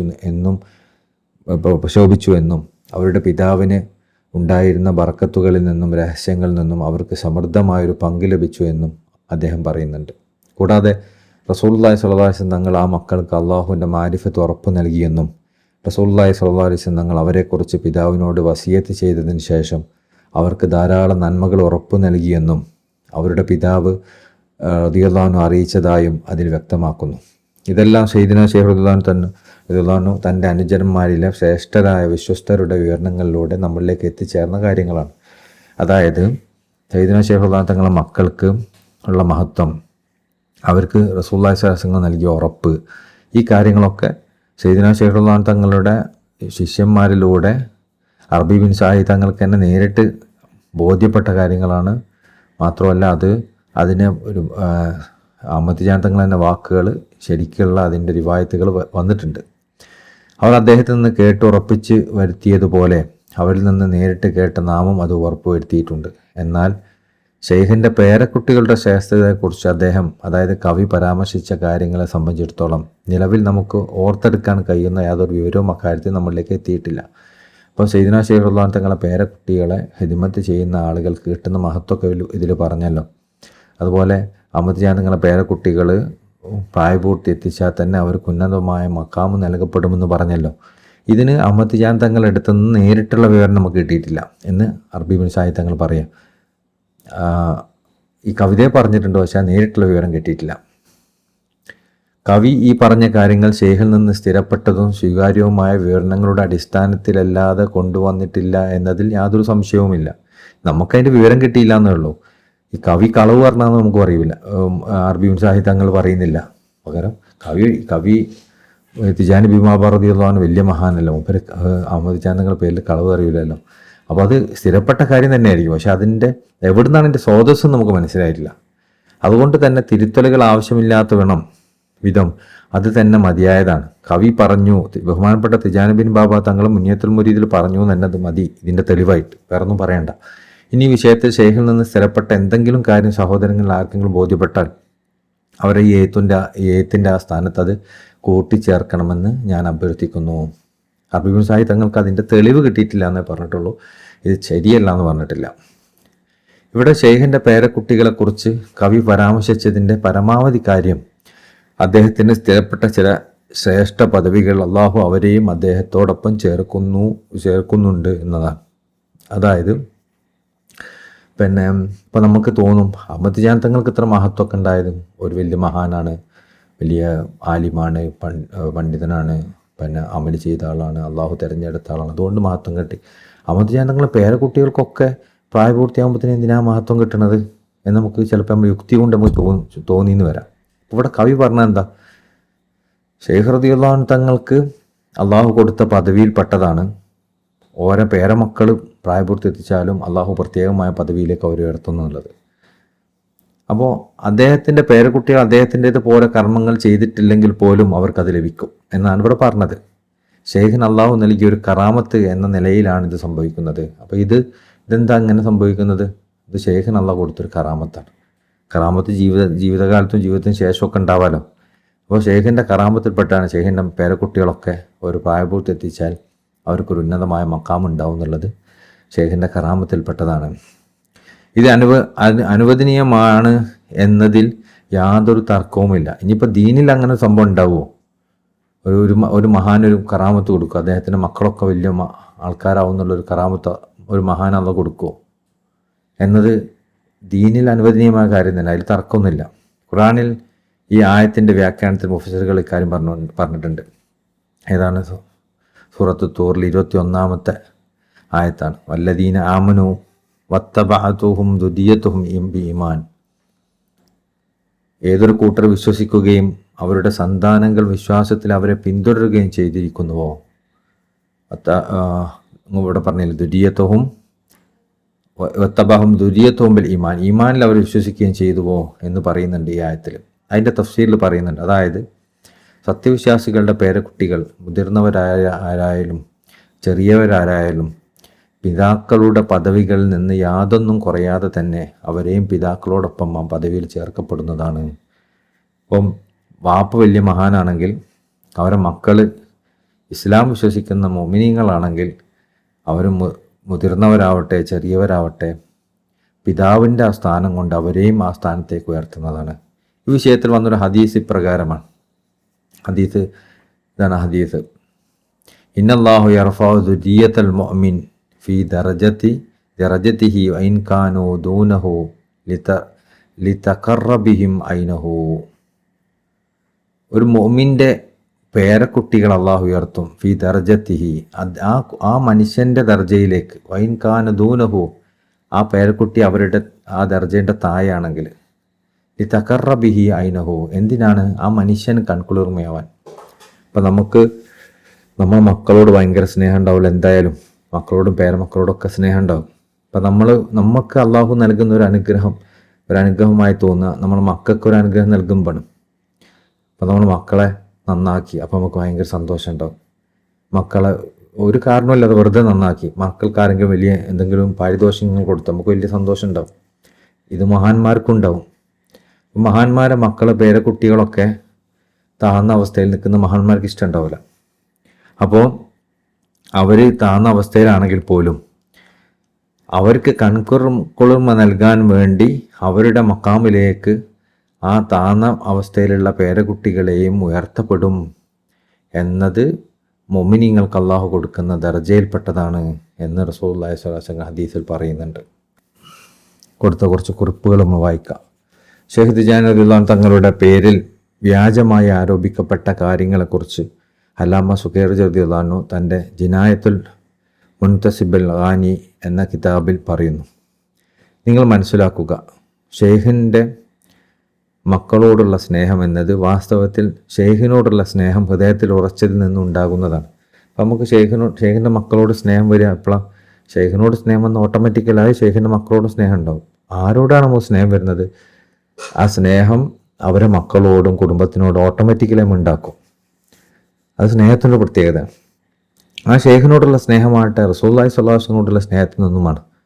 റസൂലുള്ളാഹി സ്വല്ലല്ലാഹു അലൈഹി വസല്ലമയോടുള്ള സ്നേഹം ഷെയ്ഖിൽ യാഥാർത്ഥ്യമാവുകയും അതുവഴി റസൂലുള്ളാഹി സ്വല്ലല്ലാഹു അലൈഹി വസല്ലമയുടെ സ്നേഹം അദ്ദേഹം കരസ്ഥമാക്കുകയും ചെയ്തിട്ടില്ലായിരുന്നെങ്കിൽ അദ്ദേഹത്തെയോ അദ്ദേഹത്തിലേക്ക് ചേർക്കപ്പെടുന്നവരെയോ പ്രത്യേകിച്ച് അദ്ദേഹത്തിൻ്റെ മക്കളെയും പരമ്പരയെയും ആരും സ്നേഹിക്കുമായിരുന്നില്ല. അപ്പോൾ നമ്മൾ സയ്യിദുനാ ഷെയ്ഖ് റളിയല്ലാഹു അൻഹു തങ്ങളെയും ഷെയ്ഖിൻ്റെയൊക്കെ മക്കളെയും പേരക്കുട്ടികളൊക്കെ എന്തിനാണ് സ്നേഹിക്കുന്നത്? ഷെയ്ഖ് റസൂലുള്ളാഹി സ്വല്ലല്ലാഹു അലൈഹി വസല്ലമയെ സ്നേഹിച്ചു. അങ്ങനെ റസൂലുള്ളാഹി സ്വല്ലല്ലാഹു അലൈഹി വസല്ലമയുടെ സ്നേഹം പിടിച്ചു പറ്റി. അപ്പോൾ റസൂലുള്ളാഹി സ്വല്ലല്ലാഹു അലൈഹി വസല്ലമക്ക് ഇഷ്ടാവുമെന്ന് കരുതിയിട്ടാണ് ഷെയ്ഖിനെ നമ്മൾ ഇഷ്ടപ്പെടുന്നത്. ആ ഷെയ്ഖിന് റസൂലുള്ളാഹി സ്വല്ലല്ലാഹു അലൈഹി വസല്ലമയെ ഇഷ്ടമുള്ളത് കൊണ്ടാണ് നമ്മൾ എന്ത് ചെയ്യുന്നത്? ഷെയ്ഖിൻ്റെ പേരമക്കളെയും വെക്കുന്നത്, അല്ലാതെ വേറെ സ്വന്തമായ കാരണം കൊണ്ടല്ല. ഷെയ്ഖിൻ്റെയും അദ്ദേഹത്തിൻ്റെ സന്തതികളുടെയും ശ്രേഷ്ഠത ഷെയ്ഖിൻ്റെ ആത്മീയ രഹസ്യങ്ങളിൽ പൂർണ്ണമായോ കൊണ്ടാണ് അവർ സ്നേഹിക്കപ്പെടുന്നത്. അതിനാൽ ഷെയ്ഖിനോടുള്ള സ്നേഹത്തിൻ്റെ അളവനുസരിച്ചാണ് അവരോടുള്ള സ്നേഹവും അദ്ദേഹത്തോടുള്ള പ്രിയത്തിനനുസരിച്ചാണ് അവരോടുള്ള പ്രിയവും. അത് സയ്യിദുനാ ഷെയ്ഖ് റളിയല്ലാഹു അൻഹു തങ്ങളോടും നമ്മൾ മശായിഖന്മാരോട് നമ്മൾ സ്നേഹിക്കുന്നതിനനുസരിച്ച് അവരുടെ മക്കളോടും പേരക്കുട്ടികളോടൊക്കെ നമുക്ക് സ്നേഹം ഉണ്ടാവും. അവരോട് സ്നേഹം കുറയുന്നതനുസരിച്ച് മക്കളോടും പേരക്കുട്ടികൾക്കൊക്കെ സ്നേഹം കുറയുകയും ചെയ്യും. അപ്പോൾ സ്നേഹം ഉണ്ടാകുമ്പോൾ നമ്മൾ പറയാറില്ലേ, നമ്മൾ ചിലപ്പോൾ ഷെയ്ഖിനും ഹദിയ കൊടുക്കുമ്പോഴൊക്കെ നമ്മൾ ഈ ഹദിയൊക്കെ ഷെയ്ഖിൻ്റെ പേരക്കുട്ടിയൊക്കെ ബ്രഹ്മന്യാസങ്ങളെ അമത്തിയാൽ നിങ്ങൾ പേരക്കുട്ടിയെ കൊടുക്കാനാണ് ഉപയോഗിക്കുന്നത്. നമ്മൾ വിചാരിക്കും ഞാൻ പേരക്കുട്ടിയൊക്കെ ഹദിയ കൊടുക്കണത് നമുക്ക് സാധാരണക്കാർക്ക് പാവങ്ങൾക്കോ ഒന്ന് കൊടുത്താൽ പോരെ. അങ്ങനൊന്നുമില്ല. നമ്മൾ ഇഷ്ടപ്പെടുന്ന ആളുകളെ സന്തോഷിപ്പിക്കാൻ അവർക്ക് സമ്മാനങ്ങൾ നൽകുക എന്ന് പറയുന്നത് പതിവായി പണ്ടേ തുടർന്നു പോകുന്ന രീതിയാണ്. അത് ഇപ്പോഴും ദീനിലും കാര്യം ഉള്ളത് തന്നെയാണ്. അപ്പോൾ നമ്മൾ ഇഷ്ടപ്പെട്ട ആളുകൾക്ക് ഹദിയ കൊടുക്കുന്നു. ഷെയ്ഖിൻ്റെ മക്കളെ കാണുമ്പോൾ അവരെ ഹദിയ കൊടുക്കുന്നു. പിന്നെ അത് അതിയൊക്കെ വേണ്ടി നമ്മൾ പ്രത്യേകമായി പൈസ മാറ്റി വെക്കുന്നു. ഇതൊക്കെ അവരോടുള്ള സ്നേഹം കാണിക്കലാണ്. അത് മൗലാന ശൈഖ് റളിയല്ലാഹു തങ്ങൾ ബ്രാന്യാസങ്ങളുടെ മക്കളോടും അമ്മത്തിയാന്തങ്ങളുടെ മക്കളോടൊക്കെ കാണിക്കുന്ന നമ്മൾ കാണുന്നതാണ്. ആരും ശൈഖിൻ്റെ അടുത്ത് വന്നാൽ ഹദിയ വാങ്ങാതെ കിട്ടാതെ പോകുന്നവരായിട്ട് ആരും കാണില്ല. ബാഹ്യമായത് ആന്തരികമായതയുടെ അടയാളമാണ്. അപ്പം നമ്മൾ ഹൃദയത്തിൽ ശൈഖിനെ ഭയങ്കര ഇഷ്ടമാണെന്ന് പറയാം. ശൈഖിൻ്റെ മക്കളൊക്കെ ഒന്നും നമ്മൾ ഹദിയ കൊടുക്കുന്ന നമുക്ക് തീരെ ഇഷ്ടമല്ല. അത് ശരിക്കും ശൈഖിനോടുള്ള ഇഷ്ടത്തിൻ്റെ തെളിവൊന്നല്ല. അതിനാൽ ആരെങ്കിലും അവരെ സ്നേഹിച്ചാൽ അദ്ദേഹത്തോടുള്ള സ്നേഹം കൊണ്ടാണ് അവർ സ്നേഹിക്കുന്നത്. ശൈഖിനോടുള്ള സ്നേഹം കൊണ്ടാണ് മക്കളെയും അവർ നമ്മളെ സ്നേഹിക്കുന്നത്. ഇസ്ലാമിക ശരീഅത്തിൻ്റെ അടിസ്ഥാനത്തിൽ പടുത്തതല്ലാത്ത എല്ലാ സ്നേഹവും അപൂർണമാണ്. അതിന് യാതൊരു ഫലവുമില്ല. ഒരു മുരീദ് തൻ്റെ ശൈഖിൻ്റെ സന്താനങ്ങളെ സ്നേഹിക്കുന്നതിന് പിന്നിലുള്ള ഒരേ ഒരു പ്രേരണ അവരുടെ പിതാവിൽ നിന്ന് അവർക്ക് കൈവന്ന ആത്മീയ പ്രത്യേകതയിൽ അവൻ പുലർത്തുന്ന വിശ്വാസമാണ്. ആ ശൈഖിനെ അവൻ സ്നേഹിച്ചത് നാം സൂചിപ്പിച്ചതുപോലെ ഈമാനിൻ്റെ പ്രേരണയാൽ ശരീഅത്ത് പിൻപറ്റിക്കൊണ്ട് അദ്ദേഹത്തിൽ വെളിപ്പെട്ട ഏറ്റവും വലിയ പ്രത്യേകത കാരണമാണ്. ഈ ഒരു വീക്ഷണകോണിലൂടെയല്ലാതെ യഥാർത്ഥത്തിൽ ആരും ഔലിയാക്കളെയോ അവരുടെ മക്കളെയോ സ്നേഹിച്ചിട്ടില്ല. അതുകൊണ്ടാണ് തൻ്റെ ശൈഖിനെ പിൻപറ്റുന്നതിലൂടെ അള്ളാഹുവിൻ്റെ പൊരുത്തത്തിലേക്കും റസൂൽ സ്വല്ലല്ലാഹു അലൈഹി വസല്ലം സ്നേഹത്തിലേക്കും എത്തിച്ചേരുന്നുമെന്ന് വിശ്വസിക്കുന്ന ശിഷ്യൻ തൻ്റെ ശൈഖിന് പൂർണ്ണമായി വഴിപ്പെടുന്നത്. അതായത് ശൈഖിനെ നമ്മൾ സ്നേഹിക്കുന്നത് ശൈഖിലൂടെ അള്ളാഹുലേക്കും റസൂലുള്ളാഹി സ്വല്ലല്ലാഹു അലൈഹി വസല്ലം എത്തിച്ചേരാൻ വേണ്ടിയാണ്. ശൈഖിൻ്റെ സ്നേഹം പിൻപറ്റാനാണ്. ആ ശൈഖിൻ്റെ സ്നേഹം കിട്ടുക എന്ന് പറയുന്നത് നമ്മൾ വെറുതെ ശൈഖിനെ സ്നേഹിക്കുന്നതല്ല, അവർ അള്ളാഹുവിനെ റസൂൽ സ്വല്ലല്ലാഹു അലൈഹി വസല്ലം സ്നേഹിച്ചതുകൊണ്ടാണ് എന്നൊക്കെയാണ് ഈ പറഞ്ഞതിൻ്റെ സാരം. അല്ലാമ സുഖൈർ തൻ്റെ ജിനായത്തുൽ മുൻതസിബിലാനി എന്ന കിതാബിൽ തുടരുന്നു. ശരിയാണെന്ന കാര്യത്തിൽ ഞങ്ങൾക്ക് യാതൊരു സംശയവുമില്ലാത്ത സ്രോതസ്സിലൂടെ ഞങ്ങൾക്കൊരു വിവരം ലഭിച്ചിട്ടുണ്ട്. അള്ളാഹുവിനെ സ്തുതിച്ചുകൊണ്ട് നല്ല ധാരണയോടും സുന്ദരമായ വിശ്വാസത്തോടും കൂടി നാം സ്വീകരിച്ചിട്ടുമുണ്ട്. ഇപ്രകാരവുമാണ്. സയ്യിദുൽ വജൂദ് സല്ലല്ലാഹു അലൈഹി വസല്ലം തങ്ങൾ സയ്യിദുനാ ശൈഖ് റളിയല്ലാഹു അൻഹു തങ്ങൾക്ക് അദ്ദേഹത്തിൻ്റെ മക്കൾക്കും അവരുടെ മക്കൾക്കും അവരുടെ സേവകന്മാർക്കും ഫത്ഹ് ഉറപ്പ് നൽകിയിട്ടുണ്ട്. അത് അഹമ്മദ് ജാൻ തങ്ങൾ മക്കൾക്കും പേരക്കുട്ടികൾക്കും അവരെ ഖിദ്മത്ത് ചെയ്യുന്നവർക്കും ഒക്കെ ഫത്ഹ് ഉറപ്പ് നൽകിയിട്ടുണ്ട്. അഹമ്മദ് ജാൻ തങ്ങൾക്ക് അദ്ദേഹത്തിൻ്റെ അനുജന്മാർക്ക് ഓരോരുത്തർക്കും അവരോടുള്ള സ്നേഹത്തിൻ്റെ അനന്തരാവകാശം എന്ന് വലിയൊരു പങ്കുണ്ട്. അതുകൊണ്ട് തന്നെ അഹമ്മദ് ജാൻ തങ്ങളുടെ അസ്ഹാബിങ്ങൾപ്പെട്ട ആളുകളൊക്കെ അഹമ്മദ് ജാൻ തങ്ങളുടെ മക്കളെയും പേരമക്കളെയും ഒക്കെ ഖിദ്മത്ത് ചെയ്യുന്നതിൽ വലിയ ഉത്സാഹം കാണിച്ചിരുന്നു. ഒരു കാര്യത്തെ സ്നേഹിക്കുന്നവൻ എപ്പോഴും തൻ്റെ ഹൃദയം കൊണ്ട് അതിലേക്ക് ചായുമെന്നതിൽ സംശയമില്ല. അവൻ്റെ കണ്ണിന് കുളിർമ നൽകുന്നതും അവൻ്റെ ആഗ്രഹങ്ങൾ സാക്ഷാത്കരിക്കുന്നതുമായ സാധ്യമായ എല്ലാ മാർഗങ്ങളിലൂടെയും അവൻ അതിലേക്ക് അടുക്കാൻ ശ്രമിക്കും. അതുകൊണ്ടാണ് അവരെ സ്നേഹിക്കുന്നതിൽ സത്യസന്ധനായ ഒരാൾ പൂർണ്ണ മനസ്സോടെ അവരുടെ ആവശ്യങ്ങൾ നിറവേറ്റാൻ എപ്പോഴും പരിശ്രമിക്കുന്നതായാണ് കാണുന്നത്. അപ്പോൾ നമ്മൾ ഒരാളെ സ്നേഹിക്കുകയാണെങ്കിൽ ആ സ്നേഹിക്കുന്ന ആളുടെ ആവശ്യങ്ങൾ നിറവേറ്റാൻ എപ്പോഴും പരിശ്രമിക്കുന്ന ഒരാളായിട്ടാണ് ആ സ്നേഹിക്കുന്നവനെ കാണാൻ പറ്റുക. താമസിച്ചാന്തങ്ങളെയും ബ്രാന്യസ്നങ്ങളൊക്കെ നമ്മൾ സ്നേഹിക്കുന്നുണ്ടെങ്കിലും അവരെ പേരക്കുട്ടികളെ ആവശ്യങ്ങൾ നിർവഹിക്കാൻ നമ്മൾ പരിശ്രമിക്കണം. അത് അവരോടുള്ള സ്നേഹത്തിൻ്റെ ഭാഗമാണ്. അതുപോലെ പൂർണ്ണ മനസ്സോടെ അവരുടെ ആവശ്യങ്ങൾ നിറവേറ്റാൻ എപ്പോഴും പരിശ്രമിക്കുന്നതായി നാം കാണുന്നത്. അവൻ ആപത്തുകൾ ചാടി സ്വന്തം ജീവൻ പോലും പണയം വെക്കും. അതായത് അവരുടെ ആവശ്യം നിർവഹിക്കാൻ വേണ്ടി. അഹമ്മദ് ജാൻ തങ്ങളെയും ബ്രാന്യാസങ്ങളൊക്കെ മക്കളെയും പേരമക്കളെയും ആവശ്യങ്ങൾ നിർവഹിക്കാൻ വേണ്ടി നമ്മൾ മരിക്കാൻ പോലും തയ്യാറാവുന്ന രൂപത്തിൽ ആ മഹബത്ത് വരും. അവരുടെ തൃപ്തിക്കായി അവൻ ചെലവഴിക്കുന്ന സമ്പത്തൊന്നും അവൻ്റെ കണ്ണിൽ വലുതായിരിക്കുകയില്ല. എത്ര സമ്പത്ത് ചെലവഴിച്ചാലും ആ വിഷയത്തിലൊന്നും വലിയ സമ്പത്ത് ചെലവഴിച്ചു എന്ന് നമുക്ക് തോന്നില്ല. അത് മഹബത്താണ് അതുകൊണ്ട് കാരണം. ഇത് ഷെയ്ഖിൻ്റെ പേരക്കുട്ടികൾക്കുള്ള അവസ്ഥ കേട്ടോ. അപ്പോൾ ഷെയ്ഖിന് നമ്മൾ കൊടുക്കുന്നത് എന്തായിരിക്കും? ഇതൊന്നും വലിയതാണ് നമ്മൾ കൊടുത്തതെന്ന് നമുക്ക് തോന്നില്ല. എന്തുകൊണ്ട്? അവരോടുള്ള മഹബത്ത് കാരണമായി. അവൻ അവരുടെ കൽപ്പനകൾക്കെതിരെ പ്രവർത്തിക്കുന്നതായോ ഏതെങ്കിലും കാര്യത്തെ അവരോട് ധിക്കാരം കാണിക്കുന്നതായോ നിങ്ങൾക്ക് കാണാനാവില്ല. അപ്പോൾ ഈ മഹബത്തിൻ്റെ പ്രത്യേകതകളിൽ പെട്ടതാണ് അവരെ കൽപ്പനകൾ അനുസരിക്കാതിരിക്കുക, അവരോട് ധിക്കാരം കാണിക്കാതിരിക്കുക, അതപകേട് കാണിക്കാതിരിക്കുക, അവർക്ക് എത്ര വേണമെങ്കിലും സമ്പത്ത് ചെലവഴിക്കാൻ തയ്യാറാവുക. അതുപോലെ തന്നെ അവർക്ക് വേണ്ടി മരിക്കേണ്ടി വന്നാൽ പോലും മരിക്കാൻ തയ്യാറാവുക. ഈ ഒരു അവസ്ഥയിലാണ് മഹബത്ത് ഉണ്ടാവുക. ഇത് നമ്മളെ ശൈഖിനോടും ശൈഖന്മാരുടെ പേരക്കുട്ടികളോടും ഒക്കെ നമ്മൾക്ക് ഉണ്ടാവണം. അപ്പോഴേ ശരിക്കും നമ്മൾ അവരോട് സ്നേഹിച്ചു എന്ന് പറയാൻ പറ്റും. അല്ലെങ്കിൽ നമ്മൾ വെറും നമ്മളുടെ ഒരു വാദം മാത്രമാണ് സ്നേഹം ഉണ്ടെന്ന്, അല്ലെങ്കിൽ അതിന് പ്രാക്ടിക്കൽ അതിന് രൂപമൊന്നുമില്ല. സയ്യിദ്നാ ഷെയ്ഖുല്ലാൻ തങ്ങളുടെ മക്കളെയും പേരമക്കളെയും സംബന്ധിച്ച ഒരു കാര്യത്തെക്കുറിച്ച് ആരിഫ് ബില്ല അല്ലാമ സെയ്ദി ഉമർ ഫൂത്തി റളിയല്ലാഹു തങ്ങളോട് ചോദിക്കപ്പെട്ടപ്പോൾ അദ്ദേഹം പറഞ്ഞു, അതായത് മഹത്തുക്കൾ പറഞ്ഞതുപോലെ ഷെയ്ഖിൻ്റെ മക്കൾ ഷെയ്ഖിനെ പോലെ തന്നെയാണ്. അതിനാൽ അദ്ദേഹത്തെ അനുസരിക്കലും സ്നേഹിക്കലും കൽപ്പനകൾ അനുസരിക്കലും അംഗീകരിക്കലും വിരോധനങ്ങൾ വെടിയലും നിർബന്ധമാണ്. അദ്ദേഹത്തെ എതിർക്കുന്നത് വിലക്കപ്പെട്ടിരിക്കുന്നു. എന്നാൽ ഇതിൽ ഒരു വിശദീകരണമുണ്ട്. തീർച്ചയായും മകൻ പിതാവിൻ്റെ അനന്തരാവകാശിയും അദ്ദേഹത്തിൻ്റെ പ്രതിനിധിയും പിൻഗാമിയുമാണ്. അതിനാൽ ശിഷ്യൻ്റെ മേൽ പിതാവ് ആയ ഷെയ്ഖിന് ഏതൊക്കെ അവകാശങ്ങളുണ്ടോ അതെല്ലാം ഷെയ്ഖിൻ്റെ സ്ഥാനത്തുള്ള മകനും ഉണ്ടായിരിക്കും. എന്നാൽ മകൻ ആ നിലയിലല്ലെങ്കിൽ, അതായത് പിതാവിൻ്റെ പൂർണ്ണമായ ആത്മീയ പദവിയിലല്ലെങ്കിൽ അവകാശങ്ങൾ ചിലത് നിർബന്ധമാവും, ചിലത് നിർബന്ധമാവുകയില്ല. അപ്പോൾ ഒരു ഷെയ്ഖിൻ്റെ മക്കൾ, ഒരാൾ ആ ഷെയ്ഖിനെ പോലെ ആത്മീയമായി ഉയർന്ന ഒരാളാണെന്ന് കരുതുക. അങ്ങനെയാണെങ്കിൽ ഷെയ്ഖിന് നമ്മൾ കൊടുക്കുന്ന എന്തൊക്കെ പദവികളുണ്ടോ അതൊക്കെ ആ മകനും ബാധകമാണ്. എന്നാൽ ആ ഷെയ്ഖിൻ്റെ ആത്മീയമായി പിന്തുടരുന്ന മകനല്ല എന്ന് കരുതുക. അങ്ങനെയാണെങ്കിലും ചില കാര്യങ്ങൾ നമ്മൾ അവരോട് പാലിക്കണം, ചിലതേ പാലിക്കേണ്ടതാത്തുള്ളൂ. അത് തുടർന്ന് അതിന് വിശദീകരിക്കുന്നുണ്ട്. തുടർന്ന് ഈ മറുപടിയെക്കുറിച്ച് ഗ്രന്ഥകർത്താവായ അല്ലാമ സയ്യിദി മുഹമ്മദ് ബിൻ അറബി സാഹിർ റളിയല്ലാഹു പ്രതികരിച്ചുകൊണ്ട് പറഞ്ഞു, അതിൻ്റെ വിശദീകരണം ഇപ്രകാരമാണ്. ശിഷ്യൻ്റെ മേൽ ഷെയ്ഖിന് ചില കാര്യങ്ങൾ നിർബന്ധ ബാധ്യതയാണ്. അദ്ദേഹത്തിനെ സ്നേഹിക്കൽ, അദ്ദേഹത്തിന് മുൻഗണന നൽകൽ, മതപരവും ഭൗതികവുമായ എല്ലാ കാര്യങ്ങളും അദ്ദേഹത്തെ വിധികർത്താവാക്കിക്കൊണ്ട് അദ്ദേഹത്തെ അനുസരിക്കൽ തുടങ്ങിയവ ഇതിൽപ്പെടുന്നു. ഈ അധ്യായത്തിൽ മഹത്തുക്കൾ പരാമർശിക്കുകയും വിശദീകരിക്കുകയും സ്ഥിരപ്പെടുത്തുകയും ചെയ്ത മറ്റു കാര്യങ്ങൾ ഇതിൽപ്പെടും. എന്നാൽ മകൻ തൻ്റെ പിതാവിൻ്റെ പാത പൂർണ്ണമായി പിന്തുടരുന്ന ആളല്ലെങ്കിൽ അദ്ദേഹത്തിന് നൽകേണ്ട നിർബന്ധമായ ചില അവകാശങ്ങൾ ഇവയാണ്. എല്ലാം കൊടുക്കണ്ട. ഒരു മകൻ, പേരക്കുട്ടി, അമ്മത്തിജാൻ തങ്ങളോ ബ്രാൻയാസ് തങ്ങളൊക്കെ മകനോ മക്കളോ പേരക്കുട്ടികളൊക്കെ നമ്മൾ കണ്ടു. അവർ ഓരെ പൂർണ്ണമായി പിന്തുടരുന്നവരല്ല നമുക്ക് ബോധ്യപ്പെട്ടു. അങ്ങനെ ഉണ്ടാവുമല്ലോ. ചിലപ്പോൾ നിസ്കരിക്കാത്തവരുണ്ടാവും, അങ്ങനെയൊക്കെ ഉണ്ടാവും. ചിലപ്പം അതിൽ വലിയ ദിക്റും ഇബാദത്തൊന്നും വലിയ പരിഗണന ഇല്ലാത്തവരുണ്ടാവും. ദുനിയാവിന് വേണ്ടി നടക്കുന്നവരൊക്കെ ഉണ്ടാവാം. അങ്ങനെ ആരെങ്കിലും കണ്ടാൽ, ബാഹ്യമായി അങ്ങനെ ആരെങ്കിലും നമ്മൾ കണ്ടാൽ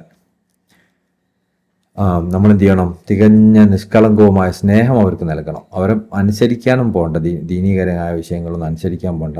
നമ്മൾ അവരെ സ്നേഹിക്കാൻ നൽകണം. പിതാവിനോടുള്ള കടപ്പാട് നിറവേറ്റിക്കൊണ്ട് തികഞ്ഞ ആദരവോട് അദ്ദേഹത്തെ നോക്കിക്കാണുകയും വേണം. അദ്ദേഹത്തിനെ ആദരിക്കണം. അദ്ദേഹത്തിനെ ആദരിക്കാൻ വിചാരിച്ചിട്ട്, അദ്ദേഹത്തിൻ്റെ പിതാവിനെ ആദരിച്ചിട്ട്. അതുപോലെ അദ്ദേഹത്തിനെ സ്നേഹിക്കുകയും വേണം. അവർക്ക് വേണം ഹദിയ കൊടുക്കുക, അവരെ നല്ല സൽക്കരിക്കുക ഒക്കെ ചെയ്യുക. പക്ഷേ അവരെ നമ്മൾ പിന്തുടരണമെന്നില്ല. എന്നാൽ ഈ വിഷയത്തിൽ അഹമ്മദിയാൻ നിങ്ങളുടെ പേരക്കുട്ടികൾ ഒന്നും കൂടി മികച്ചതാണ്. കാരണം അവർക്ക് എന്തായാലും അവർ പ്രായപൂർത്തി എത്തുന്ന സമയത്ത് ഉന്നതമായ പദവി വിശ്വാസങ്ങൾ ഗ്യാരണ്ടി ചെയ്തിട്ടുണ്ട് എന്നാണ് മുനിയയുടെ രചയിതാവ് തിജാനി ബിൻ ബാബ തങ്ങൾ പറയുന്നത്. അപ്പോൾ അങ്ങനെ വരുമ്പോൾ സമയത്ത് അവർ എന്തായാലും മോശപ്പെട്ടവരായാലും ആരും ഉണ്ടാവില്ല എന്ന കാരണം കൊണ്ട്. ഇനി ഞാൻ ബുഖാരിയിൽ നിന്ന് എടുത്തല്ല, മറ്റ് സ്രോതസ്സുകളിൽ നിന്ന് കണ്ടെത്തിയ ബഹുമാനപ്പെട്ട മുഹമ്മദ് അൽ കബീർ റളിയല്ലാഹു തങ്ങളെയും മുഹമ്മദ് അൽ ഹബീബ് റളിയല്ലാഹു തങ്ങളുടെയും ചരിത്രം ഒന്ന് ഓടിച്ചു പോവാം ചെറുതായിട്ട്. അതായത് മുഹമ്മദ് അൽ കബീർ റളിയല്ലാഹു അഹമ്മദിയാൻ തങ്ങളെ മകൻ മുഹമ്മദ് അൽ കബീർ റളിയല്ലാഹു തങ്ങൾ, അദ്ദേഹം ജനിച്ചത് അബി സമോനിലാണ്. അദ്ദേഹത്തിൻ്റെ മാതാവ് സയ്യിദ മബ്റൂക്കയാണ്. തൻ്റെ പിതാവായ സയ്യിദ്നാ ഷെയ്ഖുല്ലാഹു തങ്ങളിൽ നിന്ന് അദ്ദേഹത്തിൽ നിന്നാണ് അദ്ദേഹം തരീഖത്ത് സ്വീകരിച്ചത്. എന്നാൽ തരീഖത്ത് പകർന്നു നൽകുന്നതിൽ അദ്ദേഹത്തെ ഒരു മുഖദ്ദമായി പിതാവ് ചുമതലപ്പെടുത്തിയതായി സ്ഥിരപ്പെട്ടിട്ടില്ല. മറിച്ച് ദിക്റുകൾ ചൊല്ലാനുള്ള സമ്മതം മാത്രമാണ് അദ്ദേഹത്തിൽ നിന്ന് ലഭിച്ചിട്ടുള്ളത്. ഖുതുബ് സയ്യിദി അൽഹാജ് അലി തമാസിനി റളിയല്ലാഹു നിന്ന് ചില പ്രത്യേക ദിക്റുകൾക്കായുള്ള സമ്മതം അദ്ദേഹം കരസ്ഥമാക്കുകയും അദ്ദേഹം അതിൽ അവർക്ക് ഇജാസത്ത് നൽകുകയും ചെയ്തു. ത്വരീഖത്ത് ആവശ്യപ്പെടുന്നവർക്ക് ബറക്കത്ത് ലഭിക്കുക എന്ന ഉദ്ദേശത്തിൽ അദ്ദേഹം അതിന് അനുമതി നൽകാറുണ്ടായി, ബറക്കത്തിന് വേണ്ടി മാത്രം. പക്ഷേ ത്വരീഖത്തിൻ്റെ യഥാർത്ഥ ഇജാസത്ത് അദ്ദേഹത്തിന് കൊടുക്കാൻ സമ്മതം ഉണ്ടായിരുന്നില്ല. എന്നാൽ അദ്ദേഹം ആർക്കെങ്കിലും മുഖദ്ദം സ്ഥാനം നൽകിയതായി സ്ഥിരപ്പെട്ടിട്ടില്ല. അദ്ദേഹത്തിൻ്റെ പരമ്പരയിലൂടെ തങ്ങൾക്ക് തഖ്ദീം ലഭിച്ചിട്ടുണ്ടെന്ന് ചിലർ വാദിക്കുന്നതിന് യാതൊരു അടിസ്ഥാനവുമില്ല. ഷെയ്ഖ് റളിയല്ലാഹു തങ്ങളുടെ മക്കളിൽ അദ്ദേഹത്തിനും സഹോദരൻ സയ്യിദ്നാ മുഹമ്മദ് അൽ ഹബീബിനും റളിയല്ലാഹു പുറമെ മറ്റാരും പിതാവിന് ശേഷം ജീവിച്ചിരിപ്പുണ്ടായിരുന്നില്ല. ഇവർക്ക് മുമ്പ് ഷെയ്ഖിന് ആൺകുട്ടികളും പെൺകുട്ടികളും വേറെയും മക്കളുണ്ടായിരുന്നുവെങ്കിലും അവരിൽ ഭൂരിഭാഗവും ഫാസ് നഗരത്തിൽ വെച്ച് മരണപ്പെട്ടിരുന്നു. ഷെയ്ഖ് റളിയല്ലാഹു സയ്യിദ്നാ മുഹമ്മദ് കബീറിൻ്റെ റളിയല്ലാഹു കാര്യത്തിൽ വലിയ ശ്രദ്ധ പുലർത്തുകയും പൂർണ്ണ തൃപ്തിയോടെ അദ്ദേഹത്തെ നോക്കിക്കാണുകയും ചെയ്തിരുന്നു. ഒപ്പം അദ്ദേഹത്തിൻ്റെ സഹോദരൻ സയ്യിദന മുഹമ്മദ് അൽ ഹബീബിനെയും അങ്ങനെ തന്നെ കണ്ടിരുന്നു. റസൂലുള്ളാഹി സ്വല്ലല്ലാഹു അലൈഹി വസല്ലം നിന്ന് നേരിട്ട് വാക്കാൽ അവർ ഇരുവർക്കും വേണ്ടിയുള്ള ഉറപ്പ് അദ്ദേഹം ആവശ്യപ്പെടുന്നത് വരെ ആ പരിഗണന തുടർന്നു. അതായത് മക്കളെ വിഷയത്തിലുള്ള പരിഗണന എത്രത്തോളമായിരുന്നു എന്ന് റസൂലുള്ളാഹിയോട് സംഗമിക്കുന്ന വേളയിൽ അഹമ്മദ് ജാൻ തങ്ങൾ റസൂലുള്ളാഹിയോട് പറഞ്ഞു, നിങ്ങൾ എൻ്റെ മക്കളെ വിഷയത്തിൽ അവർക്കൊരു ഉറപ്പ് നൽകണം എന്ന് പറഞ്ഞ് അത്രത്തോളം അവരോട് ഉറപ്പ് ചോദിച്ചിരുന്നു. അവർ ഇരുവരും ഏറ്റവും വലിയ രഹസ്യം സിറുൽ അക്ബർ കരസ്ഥമാക്കുമെന്നും അദ്ദേഹത്തിൻ്റെ വിയോഗശേഷം അവർ അതിന് അവകാശികളാകുമെന്നും നബി സല്ലല്ലാഹു അലൈഹി വസല്ലം തങ്ങൾ അദ്ദേഹത്തിന് സന്തോഷ വാർത്ത അറിയിക്കുകയും ചെയ്തു. അങ്ങനെ ആ മക്കളുടെ കാര്യത്തിൽ അദ്ദേഹത്തിന് മനസ്സ് ശാന്തി ലഭിച്ചു. കാരണം തനിക്കുണ്ടായിരുന്ന കുട്ടികൾ മരണപ്പെടുന്നത് കണ്ടിരുന്നതിനാൽ തൻ്റെ പരമ്പര മുറിഞ്ഞു പോകുമോ എന്ന് അദ്ദേഹം ഭയപ്പെട്ടിരുന്നു അഹമ്മദ് ജാൻ തങ്ങൾ. കാരണം മക്കളെ കുറേ പേര് മരിക്കല്ലേ. തൻ്റെ ജീവിതകാലത്ത് തന്നെ അദ്ദേഹം അവരെ വിവാഹം കഴിപ്പിച്ചു. അവർ വിവാഹം കഴിക്കുമ്പോൾ മുഹമ്മദ് അൽ ഹബീബ് തങ്ങൾക്ക് 15 വയസ്സാണെന്ന് തോന്നുന്നു, 15 വയസ്സേ ഉണ്ടാവുള്ളൂ. കാരണം അഹമ്മദ് ജാൻ തങ്ങൾ വഫാത്താവുന്നതിന് തൊട്ട് മുമ്പാണ് ഒരു വിവാഹം കഴിപ്പിക്കുന്നത്. ശ്രേഷ്ഠനായ അനുചരന്മാരുടെ സാന്നിധ്യത്തിൽ തൻ്റെ സ്വയം കൈകൾ കൊണ്ടാണ് അദ്ദേഹം അവരുടെ വിവാഹകർമ്മം നിർവഹിച്ചത്. സയ്യിദി മുഹമ്മദ് അൽ കബീർ റളിയല്ലാഹു അൻഹു മാരിഫത്തിൽ ഉന്നതമായ പദവിയിൽ എത്തിച്ചേർന്നിരുന്നു. ഖുതുബ് സയ്യിദി അലി അത്തമാസിനി റളിയല്ലാഹു അൻഹു തങ്ങൾ അദ്ദേഹത്തിന് നേരിട്ട് ഖിദ്മത്ത് ചെയ്യുന്നതിൽ സദാ വ്യാപൃതനാവുകയും മഹാൻ ഏൽപ്പിക്കുന്ന ആവശ്യങ്ങളൊക്കെ അദ്ദേഹം നിറവേറ്റി കൊടുക്കുകയും ചെയ്തിരുന്നു. അതായത് അഹമ്മദ് ജാൻ തങ്ങൾക്ക് ശേഷം കുതുബാനിയത്തിലെത്തിയ ആളാണ് സയ്യിദി മുഹമ്മദ് അലി തമാസിനി തങ്ങൾ. എന്നിട്ടും അഹമ്മദ് ജാൻ തങ്ങളെ മക്കളെ ഖിദ്മത്ത് ചെയ്യുന്നതിലായിരുന്നു അവർ കഴിഞ്ഞിരുന്നത്. ഇപ്പം നമ്മൾ ഷെയ്ഖിൻ്റെ വിഷയത്തിലൊക്കെ നമുക്ക് ഇങ്ങനത്തെ വിഷയങ്ങൾ കാണാം. അദ്ദേഹത്തിൻ്റെ ആത്മീയ ഫതഹ് വെളിപ്പെടുകയും ആന്തരികമായ ആത്മീയ നിയന്ത്രണങ്ങൾ, അതായത് തസറുഫാത്തിൻ്റെ അടയാളങ്ങൾ അദ്ദേഹത്തിൽ കാണുകയും ചെയ്തപ്പോൾ തനിക്ക് വിശ്വസ്തനായ ഒരാളെ അദ്ദേഹത്തിൻ്റെ ആവശ്യങ്ങൾ നിറവേറ്റാനായി അദ്ദേഹം പകരം ചുമതലപ്പെടുത്തി.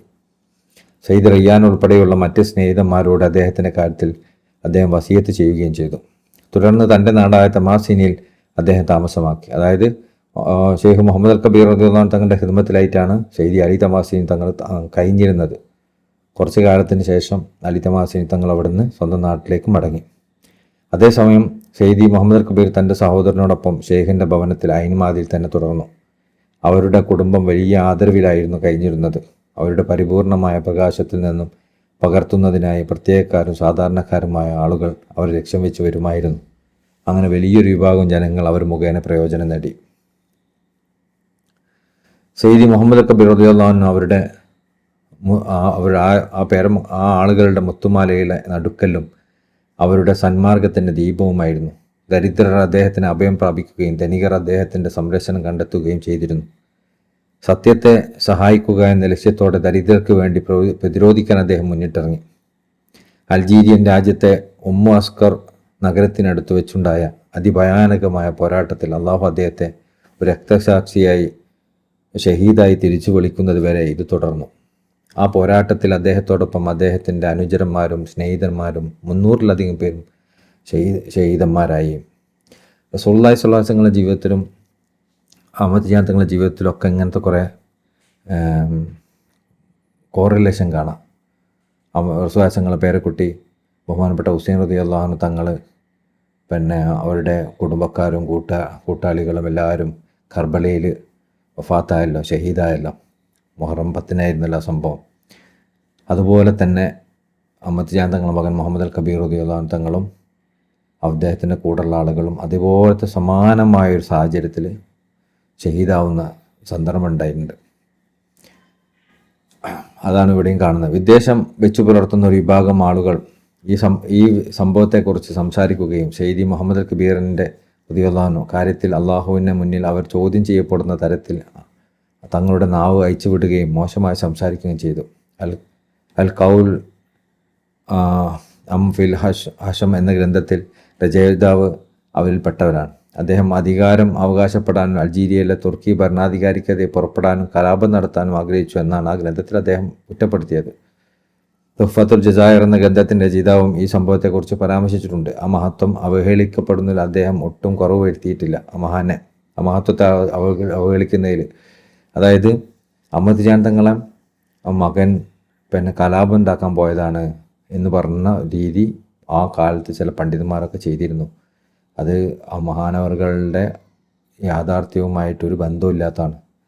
അതുപോലെ തന്നെയാണ് ഹുസൈൻ റളിയല്ലാഹു അൻഹു തങ്ങളുടെയും വിഷയത്തിൽ. ഹുസൈൻ റളിയല്ലാഹു അൻഹു തങ്ങൾ കലാപം ഉണ്ടാക്കാൻ പോയതാണ്, മുസ്ലിം ഭരണത്തിനെതിരെ നിൽക്കാൻ പോയതാണ്, അതുകൊണ്ട് അങ്ങനെ ഇതാണ് സുന്നികളൊന്നും അതിനൊന്നും അംഗീകരിക്കൂല എന്നൊക്കെ പറയുന്ന കുറേ സുന്നിയാന്ന് അവകാശപ്പെട്ട് നടക്കുന്ന കുറേ ആൾക്കാരുണ്ട്. അതുപോലെ ഈ വിഷയത്തിലുണ്ടായിട്ടുണ്ട്. യഥാർത്ഥത്തിൽ തൻ്റെ സഹോദരന്മാരോടും അമ്മാവന്മാരോടുമൊപ്പം ഐൻ മാദിയിൽ നിന്ന് അബീസമോനിലേക്ക് പുറപ്പെട്ട് ഉമ്മു അസ്കറിനെ ലക്ഷ്യമാക്കി അദ്ദേഹം പോയത് അൾജീരിയൻ ഭരണാധികാരിയായ മുഹമ്മദ് ബേ തുർക്കി അവർക്കുമേൽ അടിച്ചേൽപ്പിച്ച അനീതികളിൽ നിന്ന് ജനങ്ങളെ രക്ഷിക്കാൻ ഹംശം ഗോത്രക്കാരും അവരുടെ അയൽഗോത്രക്കാരും അദ്ദേഹത്തിൻ്റെ സഹായം അഭ്യർത്ഥിച്ചപ്പോൾ മാത്രമാണ്. അതുപോലെ തന്നെയാണ് ഹുസൈൻ റളിയല്ലാഹുവിൻ്റെയും കഥ. അവർ കൂഫയിൽ നിന്ന് ഹുസൈൻ റളിയല്ലാഹു തങ്ങളെ സഹായം തേടി വിളിച്ചപ്പോൾ ആ സഹായം കൊടുക്കാൻ വേണ്ടിയാണ് ഹുസൈൻ റളിയല്ലാഹു പോയത്. ഇതുപോലെ തന്നെ ഈ അംശം ഗോത്രക്കാർ അവരെന്ത് ചെയ്തു, ബഹുമാനപ്പെട്ട മുഹമ്മദ് കബീർ റളിയല്ലാഹു അൻഹു തങ്ങളുടെ സഹായം ചോദിച്ച് അവർ വിളിച്ചു. നമ്മൾ ഭയങ്കര പീഡനം അനുഭവിക്കുന്ന അവസ്ഥയിലാണ്, നിങ്ങൾ സഹായിക്കണമെന്ന് പറഞ്ഞിട്ട്. അങ്ങനെ ഒരു കൂട്ടം സൈന്യമായിട്ട് പോയാൽ അവരെ സഹായിക്കാൻ വേണ്ടി. ഇതിനു പുറമെ ഐൻമാദി നിവാസികൾക്ക് മേൽ അദ്ദേഹം വലിയ നികുതികൾ അടിച്ചേൽപ്പിക്കുകയും ചെയ്തിരുന്നു. ബേയിൻ്റെ ഉപദ്രവങ്ങളിൽ നിന്ന് അവരെ രക്ഷിക്കാൻ ഈ ജീവചരിത്രത്തിനുടമയായ മഹാൻ വലിയൊരു തുക അവർക്ക് വേണ്ടി അടക്കാറുമുണ്ടായിരുന്നു. ഐൻമാദിയിലുള്ള ആളുകൾക്ക് തന്നെ ഈ മനുഷ്യൻ, അത് ഈ ഭരണാധികാരി വലിയ നികുതികൾ എടുത്താറുണ്ടായിരുന്നു. അതിനും ബഹുമാനപ്പെട്ട മുഹമ്മദ് കബീർ തങ്ങൾ അതിന് ടാക്സ് അടയ്ക്കാറുണ്ടായിരുന്നു. എന്നിട്ട് അങ്ങനത്തെ അവർ ഈ ഭരണാധികാരി വേറെ ഗോത്രക്കാർക്കും അങ്ങനെ ചെയ്തപ്പോൾ ആ ഗോത്രക്കാർ ക്ഷണിച്ചിട്ടാണ് അങ്ങോട്ട് പോകുന്നത്. തൻ്റെ ഏകാന്തവാസത്തിൽ ദുർബലരെ പ്രതിരോധിക്കാൻ ഇറങ്ങിത്തിരിക്കണമെന്ന് കൽപ്പിക്കുന്ന ഒരു അശരീരി പലതവണ കേട്ടതിന് ശേഷം തന്നോട് സഹായം തേടുകയും പിന്തുണ ആവശ്യപ്പെടുകയും ചെയ്തവരെ സഹായിക്കുക എന്നത് അദ്ദേഹത്തിന് നിർബന്ധ ബാധ്യതയായി തീരുകയായിരുന്നു. അപ്പോൾ ആ ഒരു സ്ഥലത്തേക്ക് മഹാനവറുകൾ പോയത് എന്തിനാ? തന്നെ ഹൽവത്തിൽ ഇങ്ങനെ നിബാത്തിലായി ഇരിക്കുമ്പോൾ അവർക്ക് ഒരുപാട് തവണ അദ്ദേഹം ഒരു അശരീരി കേട്ടു, അങ്ങോട്ട് ഈ സ്ഥലത്തേക്ക് പോകണം എന്ന് പറഞ്ഞിട്ട്. അദ്ദേഹത്തിന് ആ വെളിപാടുണ്ടായതിന് ശേഷമാണ് അദ്ദേഹം പോയത്. അങ്ങനെ അബീസമോനിൽ നിന്നുള്ള മരുഭൂമി നിവാസികളും അവർക്ക് പുറമെ കൂടിച്ചേർന്ന സ്നേഹിതന്മാരും അടങ്ങുന്ന ഒരു സൈന്യവുമായി അദ്ദേഹം നീങ്ങി. അങ്ങനെ അവർ ഹഷം ഗോത്രക്കാരുടെ അടുത്തെത്തി. ഇതറിഞ്ഞ ബേ അതിശക്തവും വലുതുമായ ഒരു സൈന്യത്തെ അദ്ദേഹത്തിന് നേരെ അയച്ചു. അങ്ങനെ ഇരു സൈന്യങ്ങളും മുഖാമുഖം ഏറ്റുമുട്ടിയപ്പോൾ ഹംശം ഗോത്രക്കാർ തങ്ങളുടെ കരാർ ലംഘിച്ച് വഞ്ചിക്കുകയും അദ്ദേഹത്തോടൊപ്പമുള്ളവരെ കൊന്നൊടുക്കുകയും ചെയ്തു. അതോടൊപ്പം അവരോടൊപ്പം അദ്ദേഹം രക്തസാക്ഷിയായി. അപ്പോൾ ഈ ഹംശം ഗോത്രക്കാർ പറഞ്ഞിട്ടാണ് മഹാനവറുകൾ യാത്ര ചെയ്തിരിക്കുന്നത്. അങ്ങനെ അവിടെ പോയപ്പോൾ ഹംശം ഗോത്രക്കാർ തടി സലാമത്താക്കി. അവർ വിളിച്ചൊന്നും ഓർത്തില്ല, കരാർ ലംഘിച്ചു. അങ്ങനെ ഒരൊറ്റപ്പെട്ടു. അപ്പം അവർക്കെതിരെ അന്നത്തെ ഭരണാധികാരി വലിയ സൈന്യത്തെ അയച്ചിരുന്നു. ആ സൈന്യം ബഹുമാനപ്പെട്ട മുഹമ്മദ് കബീർ റളിയല്ലാഹു അൻഹു തങ്ങളെയും അവരെ കൂട്ടുള്ള ആളുകളെയൊക്കെ ഷഹീദാക്കി. ഇത് തന്നെയാണ് ഹുസൈൻ റളിയല്ലാഹു അൻഹു തങ്ങളെയും സംഭവത്തിൽ നടന്നത്. സയ്യിദ്ന അഹ്മദ് തിജാനി റളിയല്ലാഹു അൻഹു ഈ സംഭവത്തിലേക്ക് സൂചന നൽകിയിരുന്നു എന്ന് നമുക്ക് വിവരമെത്തിയിട്ടുണ്ട്. ഇതുപോലെ തന്നെ റസൂലുള്ളാഹി സ്വല്ലല്ലാഹു അലൈഹി വസല്ലം ഹുസൈൻ റളിയല്ലാഹു അൻഹു തങ്ങളെ വിഷയത്തിൽ സൂചന നൽകിയതായിട്ട് ഹദീസ് കാണാം. അതായത് ഒരിക്കൽ സയ്യിദി മുഹമ്മദ് കബീർ റളിയല്ലാഹു അൻഹു അദ്ദേഹത്തിൻ്റെ മുന്നിലൂടെ കടന്നു പോകുമ്പോൾ അദ്ദേഹത്തെ വളരെ അത്ഭുതത്തോടെ നോക്കുകയും അദ്ദേഹം പോകുമ്പോൾ കണ്ണുകൾ കൊണ്ട് അദ്ദേഹത്തെ പിന്തുടരുകയും ചെയ്തു. പിന്നീട് അദ്ദേഹം തലയാട്ടിക്കൊണ്ട് അൽ ഹവാരി എന്ന് പറയുകയും തൻ്റെ ഹൃദയത്തിൻ്റെ അടിത്തട്ടിൽ നിന്ന് അതിയായി നെടുവേർപ്പെടുകയും ചെയ്തു. ആ നിമിഷത്തിൽ തൻ്റെ മുന്നിലുള്ള അദ്ദേഹം കടന്നുപോയപ്പോൾ അദ്ദേഹത്തിനുണ്ടായ വലിയൊരു സങ്കടത്തെയാണ് ആ നെടുവേർപ്പ് സൂചിപ്പിച്ചത്. ബഹ്റാനിൽ അന്ത്യവശം കൊള്ളുന്ന പ്രശസ്ത വലിയ സയ്യിദി അൽ ഹവാരിക്ക് സംഭവിച്ചതുപോലെ ഒന്ന് സയ്യിദ്ന മുഹമ്മദ് കബീർ റളിയല്ലാഹു അൻഹുവിനും സംഭവിക്കുമെന്ന് അന്ന് അദ്ദേഹത്തിൻ്റെ കൂടെ ഉണ്ടായിരുന്നവരിൽ ആ അവസ്ഥയിൽ നിന്ന് ബോധ്യപ്പെട്ടു. ഷെയ്ഖ് റളിയല്ലാഹു അൻഹു പരാമർശിച്ച ആ മഹാൻ ഈ സംഭവത്തിൽ സൂചിപ്പിച്ചതുപോലെ തന്നെ ഷഹീദാവുകയും ചെയ്തു. അതായത് അവിടെ ഒരു ഹവാരി എന്ന് പറയാൻ കാരണം ഹവാരി ആയ ഒരു വലിയ ബഹ്റാനിൽ അന്ത്യവശം കൊള്ളുന്ന ഹവാരി എന്ന വലിയ ഉണ്ടായിരുന്നു. അദ്ദേഹം ഇതുപോലെ ഷഹീദായതാണ്. അപ്പോൾ അവരെപ്പോലെ ബഹുമാനപ്പെട്ട മുഹമ്മദ് കബീർ റളിയല്ലാഹു അൻഹു തങ്ങൾ വഫാത്താവുമെന്ന് അഹ്മദ് തിജാനി തങ്ങൾ മുമ്പേ സൂചിപ്പിച്ചിരുന്നു. ഇതുപോലെ തന്നെ റസൂലുള്ളാഹി സ്വല്ലല്ലാഹു അലൈഹി വസല്ലം ഹുസൈൻ റളിയല്ലാഹു തങ്ങൾ വഫാത്തിനെ കുറിച്ച് സൂചിപ്പിച്ചിരുന്നു. ഈ സംഭവത്തിൽ യഥാർത്ഥത്തിൽ നടന്നതാ എന്താണെന്ന് നാം ഇവിടെ പരാമർശിച്ചത്. അള്ളാഹുവിൻ്റെ ഇഷ്ടദാസന്മാർ എങ്ങനെയെല്ലാമാണ് പരീക്ഷിക്കപ്പെടുന്നത് എന്നതിനെക്കുറിച്ച് ഇത് വായിക്കുന്നവർക്ക് ഒരു ബോധ്യമുണ്ടാകാൻ വേണ്ടിയാണ്. അങ്ങനെ തനിക്ക് വന്നെത്തുന്ന വിപത്തുകളിൽ ഇതിലൂടെ അവർക്ക് ആശ്വാസം കണ്ടെത്താനും സയ്യിദുനാ ശൈഖുൽ തൻ്റെ തലയാട്ടിയതിലൂടെ സൂചിപ്പിച്ചതിലെ കറാമത്ത് അവർക്ക് ഉറപ്പാവാനും വേണ്ടിയാണ്. മുമ്പും പിമ്പും എല്ലാ കാര്യങ്ങളുടെയും തീരുമാനവും നിയന്ത്രണവും അള്ളാഹുവിനാണ്. അപ്പോൾ അള്ളാഹുവിൻ്റെ ആളുകൾക്ക് അള്ളാഹു ഇങ്ങനത്തെ പരീക്ഷണങ്ങളൊക്കെ നൽകും. ഈ പരീക്ഷണങ്ങളൊക്കെ കിട്ടുന്നത് അവരുടെ സ്ഥാനം ഇടിച്ച് താഴ്ത്തുന്നതല്ല എന്ന് മനസ്സിലാക്കി തരാനും വേണ്ടിയിട്ടാണ്. കാരണം ശ്വാസങ്ങളെ പേരക്കുട്ടിക്കും അമൃത ജാനങ്ങളെ മകനും ഒക്കെ ഇങ്ങനത്തെ ഒരു അവസ്ഥ ഉണ്ടായിട്ടുണ്ടെങ്കിൽ ആർക്കും എന്ത് അവസ്ഥയുണ്ടാവാം. ഇപ്പം നമുക്കൊരു ചെറിയ തലവേദന വരുമ്പോഴത്തേനും എന്താ ഇപ്പം എനിക്ക് ഇങ്ങനെ തലവേദന ചിന്തിക്കേണ്ട ആവശ്യമില്ല. ഈ തല തന്നെ ഉണ്ടായിരുന്നില്ല, ഇപ്പം തലവേദന പോയിട്ട് തല തന്നെ ഉണ്ടായിരുന്നില്ല മഹത്തുക്കളായ ആളുകളുടെ മക്കൾക്കും പേരമക്കൾക്കും ഒന്നും. അള്ളാഹു അങ്ങനത്തെ പരീക്ഷണങ്ങളിലൂടെ അവരെ കടത്തി കൊണ്ടുപോയിട്ടുണ്ട്. അപ്പോൾ നമുക്കൊക്കെ തലവേദന എന്താ? സയ്യിദുനാ ശൈഖുൽ തങ്ങളുടെ മകനായ സയ്യിദുനാ മുഹമ്മദ് കബീറിന് സംഭവിച്ചതുപോലുള്ള കാര്യങ്ങളിലൂടെ അള്ളാഹുവിൻ്റെ പ്രത്യേകക്കാരായ ദാസന്മാർ പരീക്ഷിക്കപ്പെടുമെന്നതിൽ യാതൊരു കുറവോ ന്യൂനതയുമില്ല. അതൊരു കുറവായി കണക്കാക്കേണ്ട ആവശ്യമില്ല. മഹത്തുക്കളൊക്കെ അള്ളാഹു പരീക്ഷിക്കുന്ന പോലെ അവരെയും പരീക്ഷിച്ചു.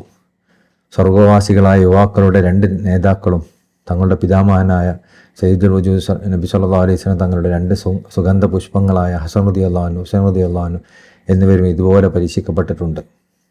ഈ 2 നേതാക്കൾക്കും പുറമെ പ്രത്യേകക്കാരിൽ വെച്ച് ഏറ്റവും പ്രത്യേകക്കാരായ വേറെയും പലരും ഇപ്രകാരം പരീക്ഷിക്കപ്പെട്ടിട്ടുണ്ട്. എന്നാൽ അതൊന്നും അള്ളാഹുവിൻ്റെ അടുക്കലോ അള്ളാഹുവിൻ്റെ ഇഷ്ടദാസന്മാരുടെ അടുക്കലോ അവരുടെ ശ്രേഷ്ഠതയിൽ നിന്ന് യാതൊന്നും കുറച്ചിട്ടില്ല.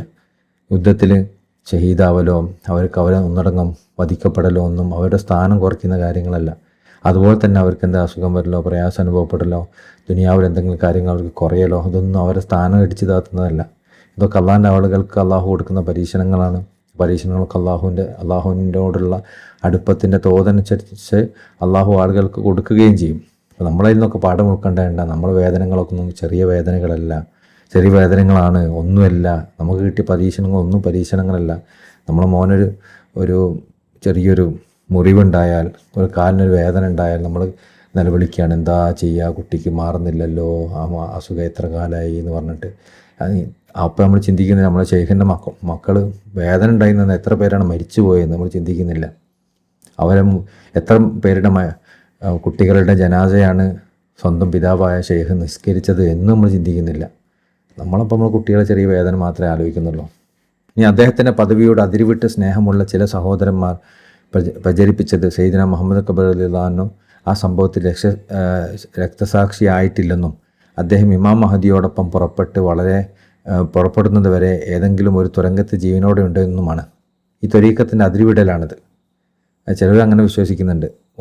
മുഹമ്മദ് കബീർ തങ്ങൾ വഫാത്തായിട്ടില്ല, ഇമാം മഹദിയോട് കൂടെ വരുന്നൊക്കെ. അത് ശരിക്കും അതിൻ്റെ വസ്തുത ശരിയല്ല. മറിച്ച് അള്ളാഹു അദ്ദേഹത്തെ രക്തസാക്ഷിയായി മരിപ്പിക്കുകയാണ് ഉണ്ടായത്. അള്ളാഹുവിൻ്റെ കാര്യത്തിൽ മുൻകൂട്ടി നിശ്ചയിക്കപ്പെട്ട വിധിയാണത്. സയ്യിദുനാ ശൈഖുൽ തൻ്റെ ത്വരീഖത്തും അദ്ദേഹത്തിൻ്റെ ശ്രേഷ്ഠതകളും അദ്ദേഹത്തിൻ്റെ മക്കളുടെ ഗുണഗണങ്ങളും പദവികളും വർദ്ധിപ്പിക്കുവാൻ കെട്ടിച്ചമക്കവുന്നവരുടെ കെട്ടുകഥകളുടെ ആവശ്യമില്ല. ഇപ്പോൾ ഈ കെട്ടുകഥകളൊന്നും ഉണ്ടായിട്ട് വേണ്ട നമുക്ക് ശൈഖിൻ്റെയും ത്വരീഖത്തിൻ്റെയും ഓരോ മക്കളെയും മഹത്വമൊക്കെ പറയാൻ. അത്തരത്തിലുള്ള കെട്ടുകഥകൾ വിമർശകർക്ക് ആക്ഷേപിക്കാനുള്ള മാർഗങ്ങളായി തീരുകയും ചെയ്യും.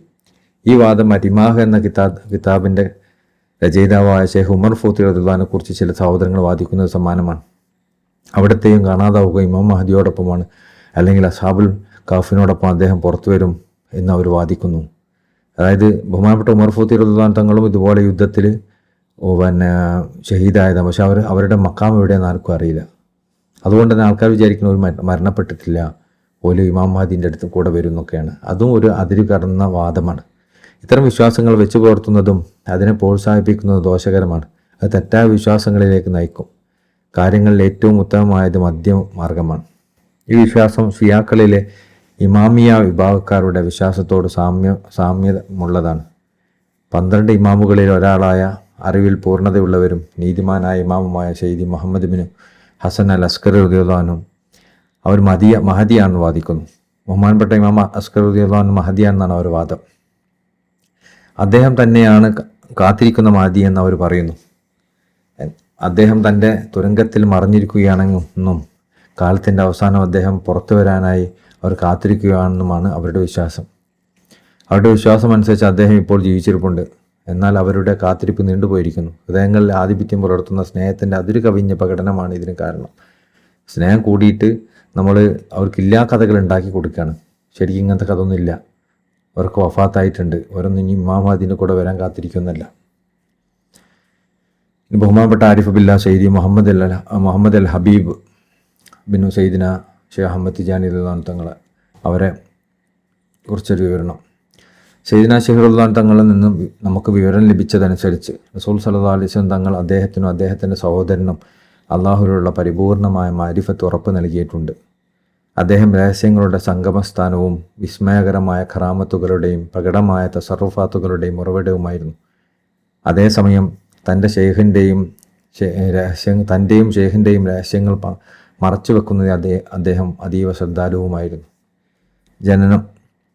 സയ്യിദി മുഹമ്മദ് ഹബീബ് റളിയല്ലാഹു തങ്ങൾ ജനിച്ചത് ഫാസ് നഗരത്തിലാണ്. അദ്ദേഹത്തിൻ്റെ മാതാവ് സയ്യിദ മുബാറക്കയാണ്. അദ്ദേഹത്തിൻ്റെ സഹോദരൻ സയ്യിദി മുഹമ്മദ് അൽ കബീർ ജനിച്ചത് അബീസമോനിലാണ്. അദ്ദേഹത്തിൻ്റെ മാതാവ് സയ്യിദി മബ്റൂക്കയാണ് റളിയല്ലാഹു അൻഹുമ. അപ്പോൾ സയ്യിദിന ഷെയ്ഖ് റളിയല്ലാഹു തങ്ങളുടെ 2 ഭാര്യമാരിലാണ് 2 മക്കൾ ജനിക്കുന്നത്. സയ്യിദ മുബാറക്കയിലാണ് പിന്നെ മുഹമ്മദ് ഹബീബ് തങ്ങൾ ജനിക്കുന്നത്. സയ്യിദ മബ്റൂക്കയിലാണ് സയ്യിദി മുഹമ്മദ് കബീർ റളിയല്ലാഹു തങ്ങൾ ജനിക്കുന്നത്. ഉയർന്ന ഹിമ്മത്തുള്ള പരിശുദ്ധമായ ഹൃദയവും സമൃദ്ധമായ മഹത്വവും ഉദാരമായ മഹിമകളും പ്രകടമായ കറാമത്തുകളുമുള്ള ശ്രേഷ്ഠയായ മാതാവാണ് സയ്യിദ മുബാറക്ക റളിയല്ലാഹു അൻഹ. അവരെ മോചിപ്പിച്ചത് അവരും അടിമ സ്ത്രീയായിരുന്നു. ഈ 2 പേരും അടിമ സ്ത്രീകളാണ്. സയ്യിദിന ഷെയ്ഖ് റളിയല്ലാഹു തങ്ങൾ 2 ഭാര്യകളും അടിമ സ്ത്രീകളാണ്. അവരെ മോചിപ്പിച്ചതിന് ശേഷം സയ്യിദിന ഷെയ്ഖ് റളിയല്ലാഹു തങ്ങൾ അവർ വിവാഹം കഴിച്ചു. അദ്ദേഹത്തിൽ നിന്ന് പരിപൂർണമായ സ്നേഹത്തിൻ്റെ വലിയൊരു പങ്ക് അവർക്ക് ലഭിക്കുകയുണ്ടായി.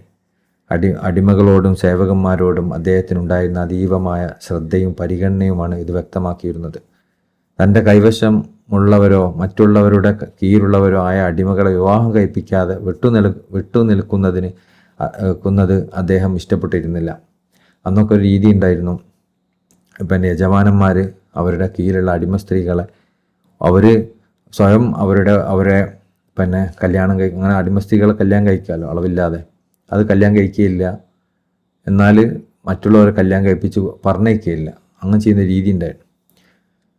തൻ്റെ അനുചരന്മാരോട് അദ്ദേഹം പറയാറുണ്ടായിരുന്നു, ഒരാൾ ഒരു അടിമ സ്ത്രീയെ സ്വന്തമാക്കുകയും അവളുമായി ബന്ധം പുലർത്തുകയോ അല്ലെങ്കിൽ അവളെ മറ്റൊരാൾക്ക് വിവാഹം കഴിപ്പിച്ച് കൊടുക്കുകയും ചെയ്യാതിരിക്കുകയും ചെയ്താൽ എൻ്റെയും അവനും തമ്മിൽ ബന്ധം ഉപേക്ഷിക്കട്ടെ.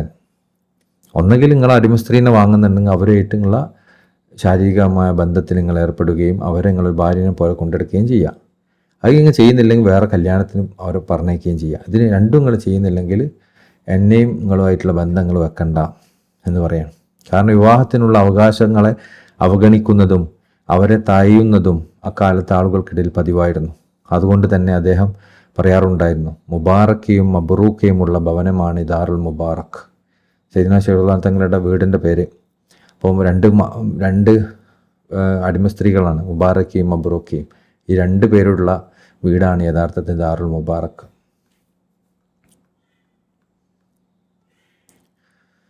മഹാനുകളുടെ വളർച്ച. സയ്യിദ്ന മുഹമ്മദ് അൽ ഹബീബ് വളർന്നത് മാന്യതയിലും സംരക്ഷണത്തിലും ഭയഭക്തിയിലുമാണ്. സയ്യിദ്ന ഷെയ്ഖ് തങ്ങളുടെ കരുതലും സംരക്ഷണവും അദ്ദേഹത്തിന് സദാ കൂട്ടുണ്ടായിരുന്നു. അവരെ സംസ്കരിച്ചെടുക്കുന്നതിൽ ഷെയ്ഖ് അങ്ങേയറ്റം ശ്രദ്ധാലുവായിരുന്നു. അതുകൊണ്ട് തന്നെ അവർ ഉറങ്ങുന്ന സമയത്ത് സുബഹി ഉദിക്കുന്നത് വരെ അവർ കഴിയുന്ന മുറി അദ്ദേഹം പുറത്തുനിന്ന് അടച്ചിടുമായിരുന്നു. അതായത് അദ്ദേഹത്തിൻ്റെ സഹോദരൻ സയ്യിദി മുഹമ്മദ് അൽ കബീറും കഴിയുന്ന മുറി. 7-8 വർഷങ്ങൾക്ക് ശേഷം തൻ്റെ അനുചരം താമസിച്ചിരുന്ന ചെറിയ വീട്ടിൽ അവർക്ക് 2 പ്രത്യേക കിടക്കകൾ അദ്ദേഹം ഏർപ്പെടുത്തി. വീട്ടിൽ പ്രവേശിച്ചാൽ ഓരോരുത്തരും സ്വന്തം മകനോടൊപ്പം നിൽക്കണമെന്നും വീട് വിട്ട് പുറത്തിറങ്ങുന്നത് വരെ അത് തുടരണമെന്നും അദ്ദേഹം അവരുടെ മാതാക്കളോട് കൽപ്പിച്ചിരുന്നു. മാതാക്കൾ വരുമ്പോൾ അങ്ങനെ മക്കളെ കൂടെ നിൽക്കണം, മക്കളെ തർബിയത്ത് ചെയ്യണം, അവരെ നോക്കണം എന്നൊക്കെ അഹമ്മദ് ജനങ്ങൾ പ്രത്യേകം അവരോട് പറയാറുണ്ടായിരുന്നു. അദ്ദേഹത്തിൻ്റെ കാര്യത്തിലുള്ള ശ്രദ്ധയാലും പിശാചിൽ നിന്നും അവൻ്റെ കൂട്ടാളികളിൽ നിന്നുള്ള സംരക്ഷണത്തിനുമായി തൻ്റെ വിയോഗത്തിൻ്റെ അല്പം മുമ്പ് തന്നെ സയ്യിദ്ന ഷെയ്ഖ് റളിയല്ലാഹു തങ്ങൾ അദ്ദേഹത്തെ വിവാഹം കഴിപ്പിച്ചിരുന്നു. സയ്യിദി മുഹമ്മദ് അൽ കബീർ റളിയല്ലാഹു തൻ്റെ സഹോദരൻ്റെ മകൾ ഫാത്തിമയെ വിവാഹം ചെയ്തു കൊടുക്കുന്ന അതേ ദിവസം തന്നെ അഹമ്മദ് ബിൻ മൂസയുടെ സഹോദരിയായ സയ്യിദ ഹസ്നയെ അദ്ദേഹത്തിന് വിവാഹം ചെയ്തു കൊടുത്തത്. അവർ ഇരുവർക്കും ഓരോരുത്തർക്കും 50 റിയാൽ റൂമി വീതമായിരുന്നു വിവാഹമൂല്യം. സയ്യിദ്ന മുഹമ്മദ് ഹബീബ് റളിയല്ലാഹു അൻഹു 15 വയസ്സോടടുത്ത് പ്രായമുള്ളപ്പോഴാണ് ഷെയ്ഖ് റളിയല്ലാഹു വഫാത്തായത്. അപ്പം ഷെയ്ഖ് റളിയല്ലാഹു തങ്ങൾ വഫാത്താവുന്നതിന് മുമ്പ് സയ്യിദി മുഹമ്മദ് ഹബീബിനെ ഒരു വിവാഹം ചെയ്തു കൊടുത്തിരുന്നു. അപ്പോൾ ഷെയ്ഖ് റളിയല്ലാഹു തങ്ങൾ വഫാത്താവുന്നപ്പോൾ മുഹമ്മദ് ഹബീബ് തങ്ങൾ 15 വയസ്സാണ്. 15 വയസ്സിന് മുമ്പ് വിവാഹം ചെയ്തു കൊടുത്തിരുന്നു എന്നർത്ഥം. ആൺകുട്ടിനെ, പെൺകുട്ടീനെ അല്ല. നമ്മളൊക്കെ എന്ന് പറഞ്ഞാൽ ഓന് ജോലിയാവട്ടെ, ഓനെല്ലാം നോക്കട്ടെ, ഓൻ്റെ കാര്യങ്ങളിലൊക്കെ പ്രാപ്തി വരട്ടെ, പൈസ ഉണ്ടാവട്ടെ, എല്ലാം ഓക്കെ ആയിട്ട് ഓനും വിവാഹം നോക്കാം, അതുവരെ ഒന്നും വേണ്ട എന്നാണ് നമ്മൾ പറയാം. ശരിക്കും മാതാപിതാക്കൾ അങ്ങനെയൊന്നും പറയരുതല്ലോ. സംഭവം അവന് മഹർ കൊടുക്കാനുള്ള വക ഉണ്ടായിട്ട് മതിയോ കല്യാണം കഴിക്കൽ, പുരുഷന്മാരാണെങ്കിൽ. പക്ഷേ ഒന്ന് ആലോചിച്ച് നോക്കൂ, നമുക്ക് അവർക്ക് കുറച്ച് നേരത്തെ കല്യാണം കഴിപ്പിച്ച് കൊടുക്കാൻ പറ്റുമെങ്കിൽ അവരെ കുറച്ച് കാലത്തെ ചിലവും അവരുടെയും ഭാര്യൻ്റെയും, ഇപ്പോൾ അവർക്ക് മക്കളുണ്ടാവുന്നുണ്ടെങ്കിൽ ഒരു 3-4 വർഷത്തെ ചിലവും ഈ വാപ്പക്കും ഉമ്മക്കും എടുക്കാൻ പറ്റുമെങ്കിൽ അവരത്രയും കാലത്തെ അവരുടെ ഭാഗത്തുനിന്ന് വരുന്ന തെറ്റുകളൊക്കെ ഈ വാപ്പക്കും ഉമ്മക്കും നിയന്ത്രിച്ചൂടെ? അള്ളാഹിൻ്റെ ഭാഗത്തുനിന്ന് കുറ്റം കിട്ടില്ലല്ലോ. അതേസമയം ഈ ശാഠ്യം പിടിക്കുന്നതിലൂടെ എന്താ സംഭവിക്കുക? ഒരു 25 വയസ്സ് വരെ 30 വയസ്സ് വരെ ഒക്കെ ഈ കുട്ടി ഇങ്ങനെ പോവും. എന്നിട്ട് ഓനൊരു വകയാകുന്നവരെ കാത്തിരിക്കും. അപ്പോൾ എന്താ അത്രയും സമയം അവന് തെറ്റുകളിൽ ഏർപ്പെടാനുള്ള ചാൻസ് ഉണ്ടാവും. അപ്പോൾ അതൊക്കെ അവർ ചെയ്യുന്നതിൻ്റെ കുറ്റക്കാരൻ ആരാവും? ഈ വാപ്പയും ഉമ്മയും കൂടി അതിൻ്റെ ഭാഗമാവും. പൂർണ്ണമായ കുറ്റക്കാരല്ല. നമുക്ക് ഒഴിവാക്കായിരുന്നില്ലേ? നമുക്കതൊക്കെ ചെയ്യല്ലോ. പറഞ്ഞൂടെ ഓനോട് ഓനെ കല്യാണം കഴിപ്പിക്കുക, 20 വയസ്സിൽ അല്ലെങ്കിൽ 21 വയസ്സ് കല്യാണം കഴിപ്പിക്കുക. അവർ പറയുക 4 വർഷം എൻ്റെ ഭാര്യൻ്റെയും മക്കളെയും ചിലവ് ഞാൻ നോക്കിക്കോളാം, മക്കളുണ്ടാവുകയാണെങ്കിൽ 25ാമത്തെ വയസ്സ് മുതൽ നീ നോക്കണം എന്ന് പറഞ്ഞ് അവരെ കല്യാണം കഴിപ്പിക്കുന്ന എന്താ കുഴപ്പമുള്ളത്? ഇതൊക്കെ ചെയ്യുന്നത് അവർക്ക് നമ്മൾ ചെയ്യുന്ന വലിയൊരു അനുഗ്രഹമല്ലേ? നമ്മൾ ശേഖൻ്റെ ഒക്കെ സുന്നത്ത് അതാണ് നമ്മൾ കാണിച്ചു തരുന്നത്. അവരെ 15 വയസ്സ് കല്യാണം കഴിപ്പിച്ചിട്ടുണ്ടാകുമ്പോൾ 15 കെട്ടിക്കണ്ട, 20-21 നമുക്ക് കെട്ടിക്കാമല്ലോ. നമ്മൾ മക്കൾ ആൺകുട്ടികളൊക്കെ ഉണ്ടെങ്കിൽ ഇങ്ങനെ 25 ആവട്ടെ, ജോലിയാവട്ടെ, സെറ്റിലാവട്ടെ, വീടാവട്ടെ എന്നൊക്കെ പറഞ്ഞ് ഇങ്ങനെ നമ്മൾ ദുനിയാവിൻ്റെ ആൾക്കാർ ചിന്തിക്കുന്ന പോലെ ചിന്തിക്കാൻ കാത്തുക്കണ്ടല്ലോ. പ്രത്യേകിച്ച് ഈ ഒരു കാലഘട്ടത്തിൽ അന്ന് വരെ സയ്യിദ്നാ ഷെയ്ഖ് റളിയല്ലാഹു അൻഹു തങ്ങൾ ഈ വിഷയത്തിലൊക്കെ എങ്ങനെയൊക്കെ സൂക്ഷ്മത കാണിച്ചിട്ടുണ്ടെങ്കിൽ നമ്മൾ ഇന്ന് എത്രമാത്രം സൂക്ഷ്മത കാണിക്കണം? പ്രത്യേകിച്ച് ഇന്നത്തെ സാഹചര്യങ്ങൾ അത്രയും മോശമായി കൊണ്ടേയിരിക്കുകയാണ്. അപ്പോൾ നമ്മൾ കൂടുതലും അവർക്കങ്ങനെ വഴി ഉണ്ടാക്കാതെ പെട്ടെന്ന് അവർക്ക് ഖൈറിൻ്റെ ഒരു വാതിൽ നമ്മൾ തുറന്നെടുക്കുകയാണല്ലോ വേണ്ടത്. പെൺകുട്ടികളുടെ വിഷയത്തിൽ ഒന്നുകൂടി നമ്മൾ ശ്രദ്ധിക്കണം. പെൺകുട്ടികൾക്ക് നമുക്ക് ഇതിന് ഓപ്ഷൻ പോലും ഇല്ല. നമ്മുടെ നാട്ടിലിപ്പോൾ 18 വയസ്സാണ്, നമുക്ക് 18 വയസ്സിനെ കെട്ടിക്കാൻ പറ്റുള്ളൂ. അതിന് മുമ്പ് കെട്ടിക്കാൻ പറ്റുള്ളൂ. 18 വയസ്സായ അപ്പം കെട്ടിക്കാൻ ശ്രമിക്കണം നമ്മളൊക്കെ. അത് നമ്മൾ പഠിക്കുകയാണ്, അവൾ അങ്ങനെയാണ് ഇങ്ങനെയാണെന്ന് പറഞ്ഞ് നടക്കണ്ട. കാരണം ദീനിൻ്റെ ഒരു ചിട്ട അതാണ്. പഠിക്കലൊക്കെ അതിന് ശേഷം ആൾക്കാർക്ക് പഠിക്കേണ്ടവർക്ക് അങ്ങനെയാണെങ്കിൽ പഠിച്ചാൽ മതി എന്ന് വിചാരിക്കണം. കാരണം അല്ലെങ്കിൽ എന്താ സംഭവിക്കുക? അവരെ ദീൻ നഷ്ടപ്പെട്ടു പോകും. നമുക്ക് ഇന്നും ആളുകൾക്കാവുന്ന ഒരു പ്രശ്നമില്ലാത്ത എന്തുകൊണ്ടാണ്? ദീനാരും മൈൻഡ് ചെയ്യാത്തതുകൊണ്ടാണ്. ദീന് പ്രശ്നമല്ല, നാട്ടുകാരും ആൾക്കാരും എന്ത് വിചാരിക്കുന്നുള്ളൂ മാത്രമേ പ്രശ്നമുള്ളൂ. അതുകൊണ്ട് നമ്മളിങ്ങനെ നീട്ടിക്കൊണ്ടുപോകും. അത് നമുക്ക് 25 ആയാലും 30 ആയാലും ഒന്നും പ്രശ്നമില്ല. പെൺകുട്ടി ഇങ്ങനെ വലുതായിട്ട് പഠിക്കട്ടെ, ഉഷാറാവട്ടെ. അപ്പോൾ അത്രയും കാലം ആ പെൺകുട്ടിക്ക് ശാരീരികമായ ആവശ്യങ്ങൾ ഉണ്ടാവില്ലേ? ആ പെൺകുട്ടിയൊക്കെ ഇങ്ങനത്തെ സാഹചര്യങ്ങളിലൂടെ കടന്നു പോകില്ലേ? ഇതൊക്കെ നമ്മൾ ആ സാഹചര്യങ്ങളൊക്കെ നമ്മളെ ഉണ്ടാക്കി കൊടുത്തത്, അതിന് വേണ്ട സൗകര്യങ്ങൾ ചെയ്തു കൊടുത്തത് നമ്മൾ തന്നെയല്ലേ? അപ്പോൾ വാപ്പയും ഉമ്മയും ഈ വിഷയത്തെ ചോദ്യം ചെയ്യപ്പെടും എന്നുള്ള ബോധവും കൂടി നമുക്ക് ഉണ്ടാകുന്നത് നല്ലതാണ്.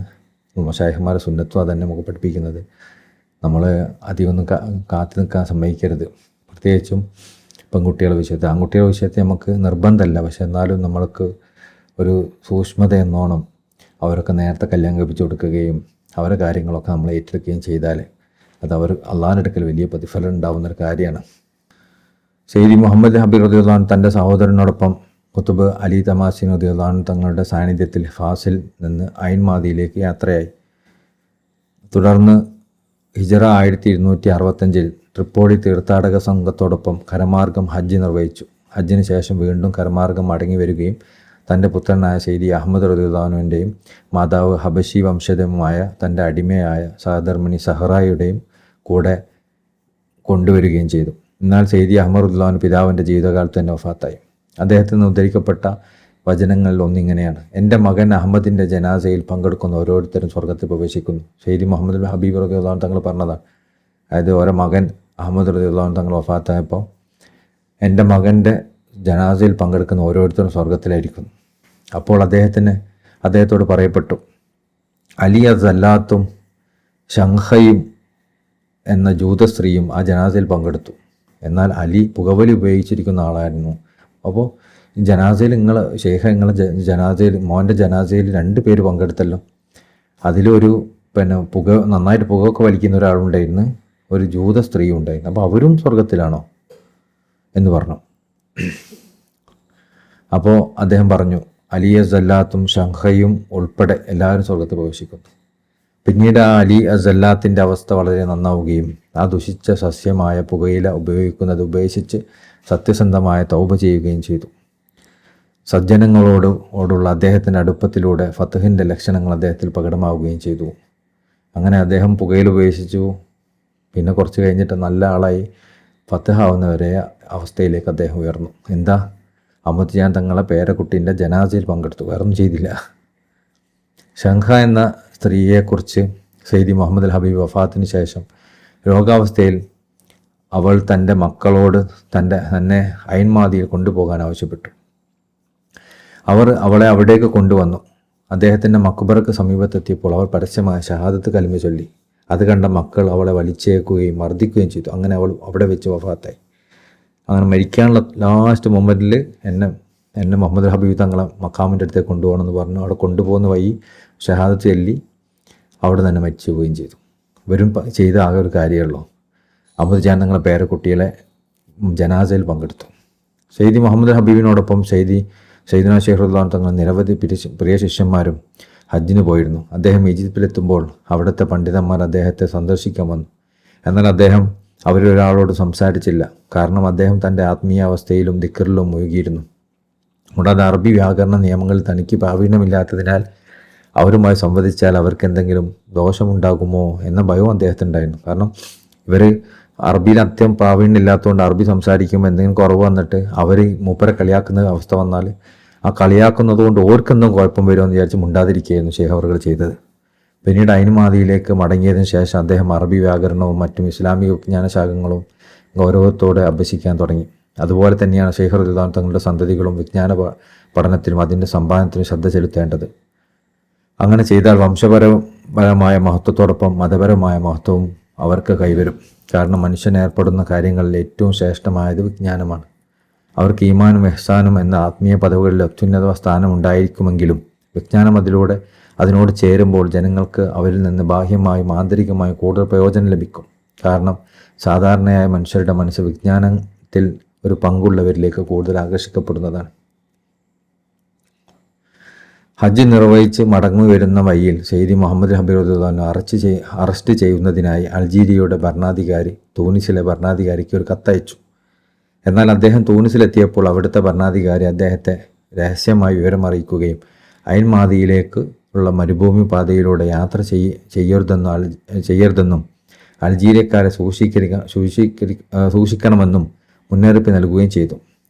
കാരണം ഷെയ്ഖ് റളിയല്ലാഹു അൻഹുവിൻ്റെ സന്തതികളോട് ശത്രുത പുലർത്തുന്നവരിൽ അൾജീരിയക്കാരിലെ ഭരണാധികാരി നിരന്തരം അവരുടെ വിരുദ്ധമായി പ്രേരിപ്പിക്കുകയും അവരെക്കുറിച്ച് ഭയവും സംശയവും ജനിപ്പിക്കുകയും ചെയ്തിരുന്നു. ഇതിനു മുമ്പ് വഹ്റാൻ നഗരത്തിൻ്റെ ഭരണാധികാരി അൽ അഖ്വാത്ത് പ്രദേശവാദികൾക്കും ഒരു കത്തയച്ചിരുന്നു. അവരിൽ നിന്ന് ഏകദേശം 400ഓളം പേരെ പിടികൂടിയ ശേഷമായിരുന്നു ആ കത്ത്. അതിൽ അദ്ദേഹം അറിയിച്ചത് ഷെയ്ഖിൻ്റെ പുത്രന്മാരെ തൻ്റെ പക്കലേക്ക് ഏൽപ്പിക്കുകയാണെങ്കിൽ അവർ എല്ലാവരും പൂർണ്ണ സുരക്ഷിതർ ആയിരിക്കുമെന്നാണ്. ഒരു വിഭാഗത്തിന് 400ഓളം പേരെ ആ ഭരണാധികാരി പിടിച്ചു വെച്ചിരുന്നു. അപ്പോൾ ഷെയ്ഖിൻ്റെ മക്കളെ കിട്ടിയാൽ ഈ 400 പേരെയും വിട്ടയക്കാമെന്ന് പറഞ്ഞു. ഈ ഉടമ്പടി ഉറപ്പിനായി തസ്ബീമാലയും ദലായിൽ ഖൈറാത്തും വരെ കൊടുത്തയച്ചു. അള്ളാഹു സാക്ഷിച്ച് ഉറപ്പ് പറയുകയാണ്, ഷെയ്ഖിൻ്റെ മക്കളങ്ങൾ പിടിച്ചു തന്നാൽ ഈ ആൾക്കാർക്ക് തരാമെന്ന്. കാരണം ഷെയ്ഖിൻ്റെ മക്കൾ അത്രയും സ്വാധീനമുള്ള ആൾക്കാരായിരുന്നു. ഇപ്പോൾ നമ്മുടെ നാട്ടിൽ അതുപോലെ തന്നെ ആയിരുന്നു. മമ്പർതങ്ങളെ മകനൊക്കെ നാട് കടത്തി എന്തുകൊണ്ടാണ്? കാരണം മമ്പർതങ്ങളെ മകൻ എന്ന് പറയുന്ന ഒരു വലിയ സ്ഥാനത്തുള്ള ആളാണ്. എല്ലാവരും ആദരിക്കുന്ന ഒരു മനുഷ്യനാണ്. ആൾക്കാർ ഓരോ കൂടെ ഒത്തുകൂടും. അപ്പോൾ അന്നത്തെ ഭരണാധികാരികൾക്കും അതുപോലെ തന്നെയായിരുന്നു. ഷെയ്ഖന്മാരെ മക്കൾ എന്നൊക്കെ പറഞ്ഞാൽ ആളുകളെല്ലാവരും ഓരോ കൂടെ ഒരുമിച്ച് കൂടുന്നതുകൊണ്ട് അവർക്ക് വലിയൊരു ഭീഷണിയായിരുന്നു ഷെയ്ഖുമാരുടെ മക്കളെ. അപ്പോൾ അവർ പിടിച്ചുകൂടുക, കൊണ്ടു കൊടുക്കുന്നവർക്ക് ഇത്ര ഇനാമൊക്കെ കൊടുത്തു. ഈ കത്ത് ലഭിച്ചതിനെ തുടർന്ന് സയ്യിദ് അഹമ്മദ് അൽ അഹ്ദറുടെ അനുയായികളും വലത് ബൂഷിബയുടെ അനുയായികളും സയ്യിദ് അഹമ്മദ് ബിൻ സാലിമും മറ്റും പ്രമുഖരും ഒരുമിച്ച് കൂടി അതിലുള്ള നിർദ്ദേശത്തെക്കുറിച്ച് കൂടിയാലോചിച്ചു. അവർ ക്ഷണിക്കാതിരുന്നിട്ടും കുത്തുബ് സയ്യിദ് അലി തമാസിനി സ്വമേധയാ യോഗത്തിൽ പങ്കെടുത്തു. അവിടെ സന്നിഹിതരായിരുന്നവരിൽ സയ്യിദ് അൽ നബവി താജമൂത്തിയും ഉണ്ടായിരുന്നു. അതിന് തലേ ദിവസം രാത്രിയിൽ അദ്ദേഹം സ്വപ്നം കണ്ടിരുന്നു. ആ സ്വപ്നത്തിൽ ഷെയ്ഖ് റളിയല്ലാഹു അദ്ദേഹത്തോട് ഇപ്രകാരം പറയുന്നതായി കണ്ടു: മുഹമ്മദ് അൽ കബീർ ഉദിക്കും, മുഹമ്മദ് അൽ സഗീർ അസ്തമിക്കും, കൂടാരം അവിടെ തന്നെ നിലനിൽക്കും, ഒടുവിൽ അതിന്മേൽ അൽ കശാഫ് എത്തും. അങ്ങനെ ഒരു സ്വപ്നം കണ്ടു ഷെയ്ഖ് റളിയല്ലാഹു തങ്ങൾ അവരോട് പറയുന്നതായിട്ട്. അപ്പോൾ ഇത് കണ്ടിട്ടാണ് ഈ മഹാൻ ആ സദസ്സിൽ പങ്കെടുത്തത്. ആ സ്വപ്നത്തെക്കുറിച്ച് സയ്യിദ് അൽ നബവി ആരോടും, പ്രത്യേകിച്ച് സയ്യിദ് അലി തമാസിൻ റളിയല്ലാഹു തങ്ങളോടും പറഞ്ഞിരുന്നില്ല. എന്നിരുന്നാലും കുത്തുബ് സയ്യിദ് അലി തമാസിൻ റളിയല്ലാഹു അപ്രതീക്ഷിതമായി അദ്ദേഹത്തോട് പറഞ്ഞു: ഇന്നലെ രാത്രി ഷെയ്ഖ് നിങ്ങളോട് പറഞ്ഞ കാര്യം എന്നോട് പറഞ്ഞു എന്ന് പറഞ്ഞു. അപ്പോൾ അദ്ദേഹം വിനയപൂർവ്വം മറുപടി പറഞ്ഞു: സയ്യിദി, അദ്ദേഹം ഇങ്ങനെ എന്നോട് പറഞ്ഞു. ഇത് കേട്ട കുത്തുബ് സയ്യിദ് അൽഹാജ് അലി തമാസിൻ റളിയല്ലാഹു ഉറച്ച സ്വരത്തിൽ പറഞ്ഞു: ഷെയ്ഖിൻ്റെ മക്കളെ തുർക്കികളുടെ കൈകളിൽ ഏൽപ്പിച്ച് അവരുടെ കളിപ്പാട്ടമാക്കാൻ നമുക്ക് എങ്ങനെ കഴിയും? അതിനുശേഷം സയ്യിദ് മുഹമ്മദ് അൽ ഹബീബ് റളിയല്ലാഹുവിനോട് മരുഭൂമി വഴിയായി അബൂ സമീൻ ഭാഗത്തേക്ക് പോകാൻ അദ്ദേഹം നിർദ്ദേശിച്ചു. അദ്ദേഹം അവിടെ താമസമുറപ്പിച്ചു. തുടർന്ന് സയ്യിദ് മുഹമ്മദ് കബീർ റളിയല്ലാഹുവിനെ കൂട്ടി സയ്യിദ് അലി തമാസിൻ എന്ന സ്ഥലത്തേക്ക് യാത്ര ചെയ്യുകയും തൻ്റെ മകളെ അദ്ദേഹത്തിന് വിവാഹം കഴിപ്പിക്കുകയും ചെയ്തു. അങ്ങനെ അള്ളാഹു അവരെ തുർക്കികളുടെ കുതന്ത്രത്തിൽ നിന്ന് രക്ഷിച്ചു. തുടർന്ന് സയ്യിദ് മുഹമ്മദ് കബീർ റളിയല്ലാഹു കുറച്ചു കാലം തമാസിന് താമസിച്ചു. പിന്നീട് അദ്ദേഹം അബൂ സമൂനിലേക്ക് മടങ്ങി. അതിനുശേഷമാണ് അദ്ദേഹത്തിനും അദ്ദേഹത്തോടൊപ്പം ഉണ്ടായവർക്കും മൊഅസക്കർ പട്ടണത്തിൽ സിദ്ധമായ ആ സംഭവം അരങ്ങേറിയത്. നേരത്തെ വിശദീകരിച്ചൊരു ആ സംഭവം അതിനുശേഷമാണ് നടന്നത്. സയ്യിദ് മുഹമ്മദ് ഹബീബ് റളിയല്ലാഹു തൻ്റെ ആത്മീയ രഹസ്യങ്ങളുടെ അവകാശികളെ പിൻഗാമികളായി വിട്ടേച്ചു പോയി. അദ്ദേഹം അള്ളാഹു അവരുടെ എണ്ണത്തിലും അവർക്ക് ലഭിക്കുന്ന ആത്മീയ സഹായത്തിനും വർധനവ് നൽകട്ടെ.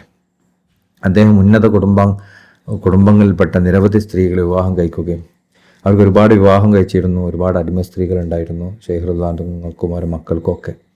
അപ്പോൾ അദ്ദേഹം ഒരുപാട് സ്ത്രീകളെ വിവാഹം കഴിച്ചിരുന്നു. അടിമകളെ സ്വീകരിക്കുകയും ചെയ്തിരുന്നു.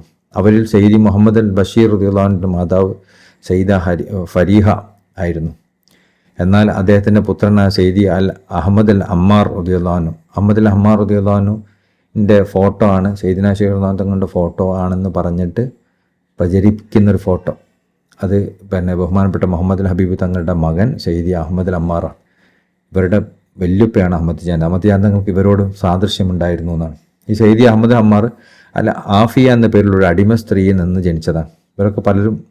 ഇവർക്കൊക്കെ സന്താന പരമ്പര അടിമ സ്ത്രീകളിലൂടെയാണ്. കുസന്തീന പ്രവശ്യയിലെ കാലിമ എന്ന പ്രദേശത്ത് വെച്ചാണ് ആ മാതാവ് അദ്ദേഹത്തിനെ പ്രസവിച്ചത്. സയ്യിദ് മുഹമ്മദ് അൽ ഹബീബ് റളിയല്ലാഹു തൻ്റെ പിതാവായ ഷെയ്ഖ് റളിയല്ലാഹു തങ്ങളെപ്പോലെ ജനങ്ങളെ സന്മാർഗത്തിലേക്ക് നയിക്കുന്നതിലും ആത്മീയ മാർഗദർശനം നൽകുന്നതിലും സർവ്വജനങ്ങൾക്കും പ്രയോജനം എത്തിക്കുന്നതിലും എല്ലാ മുസ്ലിമീങ്ങൾക്കും ആത്മാർത്ഥമായ ഉപദേശം നൽകുന്നതിലും അദ്ദേഹത്തിൻ്റെ പിൻഗാമിയായി. അള്ളാഹു അദ്ദേഹത്തിന് പ്രത്യേകമായി നൽകിയ അനുഗ്രഹങ്ങളും ഷെയ്ഖിൻ്റെ മറ്റു പുത്രന്മാരെ പോലെ ജന്മസിദ്ധമായി ലഭിച്ച ആത്മീയ പൂർണ്ണതയും അവരുടെ പിതാമഹനായ അൽ മുസ്തഫ സല്ലല്ലാഹു അലൈഹി വസല്ലം തങ്ങൾ അവർക്കായി ഉറപ്പു നൽകിയ അള്ളാഹുവിൻ്റെ മാരിഫത്തും അദ്ദേഹത്തിനുണ്ടായിരുന്നു. നബി സല്ലല്ലാഹു അലൈഹി വസല്ലം തങ്ങളാണ് ആത്മീയ ഖിലാഫത്ത് അവരിലേക്ക് നിശ്ചയിച്ചിരുന്നത്. അതുകൊണ്ട് സാവിയകളുടെ പുരോഗതിക്കും അവരുടെ കാര്യങ്ങളുടെ ക്രമീകരണത്തിനും മുരീദന്മാരുടെയും ഫുഖറാക്കളുടെയും ആത്മീയാവസ്ഥകളുടെ നന്മക്കും വളർച്ചയ്ക്കും അദ്ദേഹം അത്യന്തം ശ്രദ്ധയും കരുതലും നൽകിയിരുന്നു. സയ്യിദ് മുഹമ്മദ് ഹബീബ് റളിയല്ലാഹു ജീവിച്ച കാലഘട്ടം അൾജീരിയയിലെ ഫ്രഞ്ച് അവരുമായി ഒത്തുവന്നിരുന്നു. ഫ്രഞ്ചുകാർ അവിടേക്ക് കോളനൈസ് ചെയ്യുന്ന സമയമായിരുന്നത്. ആ കാലത്ത് അമീർ അബ്ദുൽ ഖാദിറും ഫ്രഞ്ചുകാരും തമ്മിലുള്ള സംഘർഷങ്ങൾ വ്യാപകമായി നടന്നു. ഈ രാഷ്ട്രീയ സംഘർഷങ്ങളുടെ പശ്ചാത്തലത്തിൽ ചിലർ സയ്യിദ് മുഹമ്മദ് ഹബീബ് റളിയല്ലാഹുവിനെ ഈ സംഘർഷത്തിൽ പങ്കാളിയാക്കിയിരുന്നുവെന്നും അദ്ദേഹത്തിന് ഫ്രഞ്ചുകാരുമായി ബന്ധമുണ്ടായിരുന്നുവെന്നും അമീർ അബ്ദുൽ ഖാദിറിനോട് അദ്ദേഹം വിരോധം പുലർത്തിയിരുന്നതായും ആരോപിച്ചു. ചിലരിങ്ങനെ ആരോപിക്കുന്നുണ്ട്, അഹമ്മദിയ നിങ്ങളെ പേരക്കുട്ടികൾ ഫ്രഞ്ചുകാരൊപ്പം യുദ്ധം ചെയ്ത ആൾക്കാരാണ് എന്നൊക്കെ പറയാറുണ്ട്.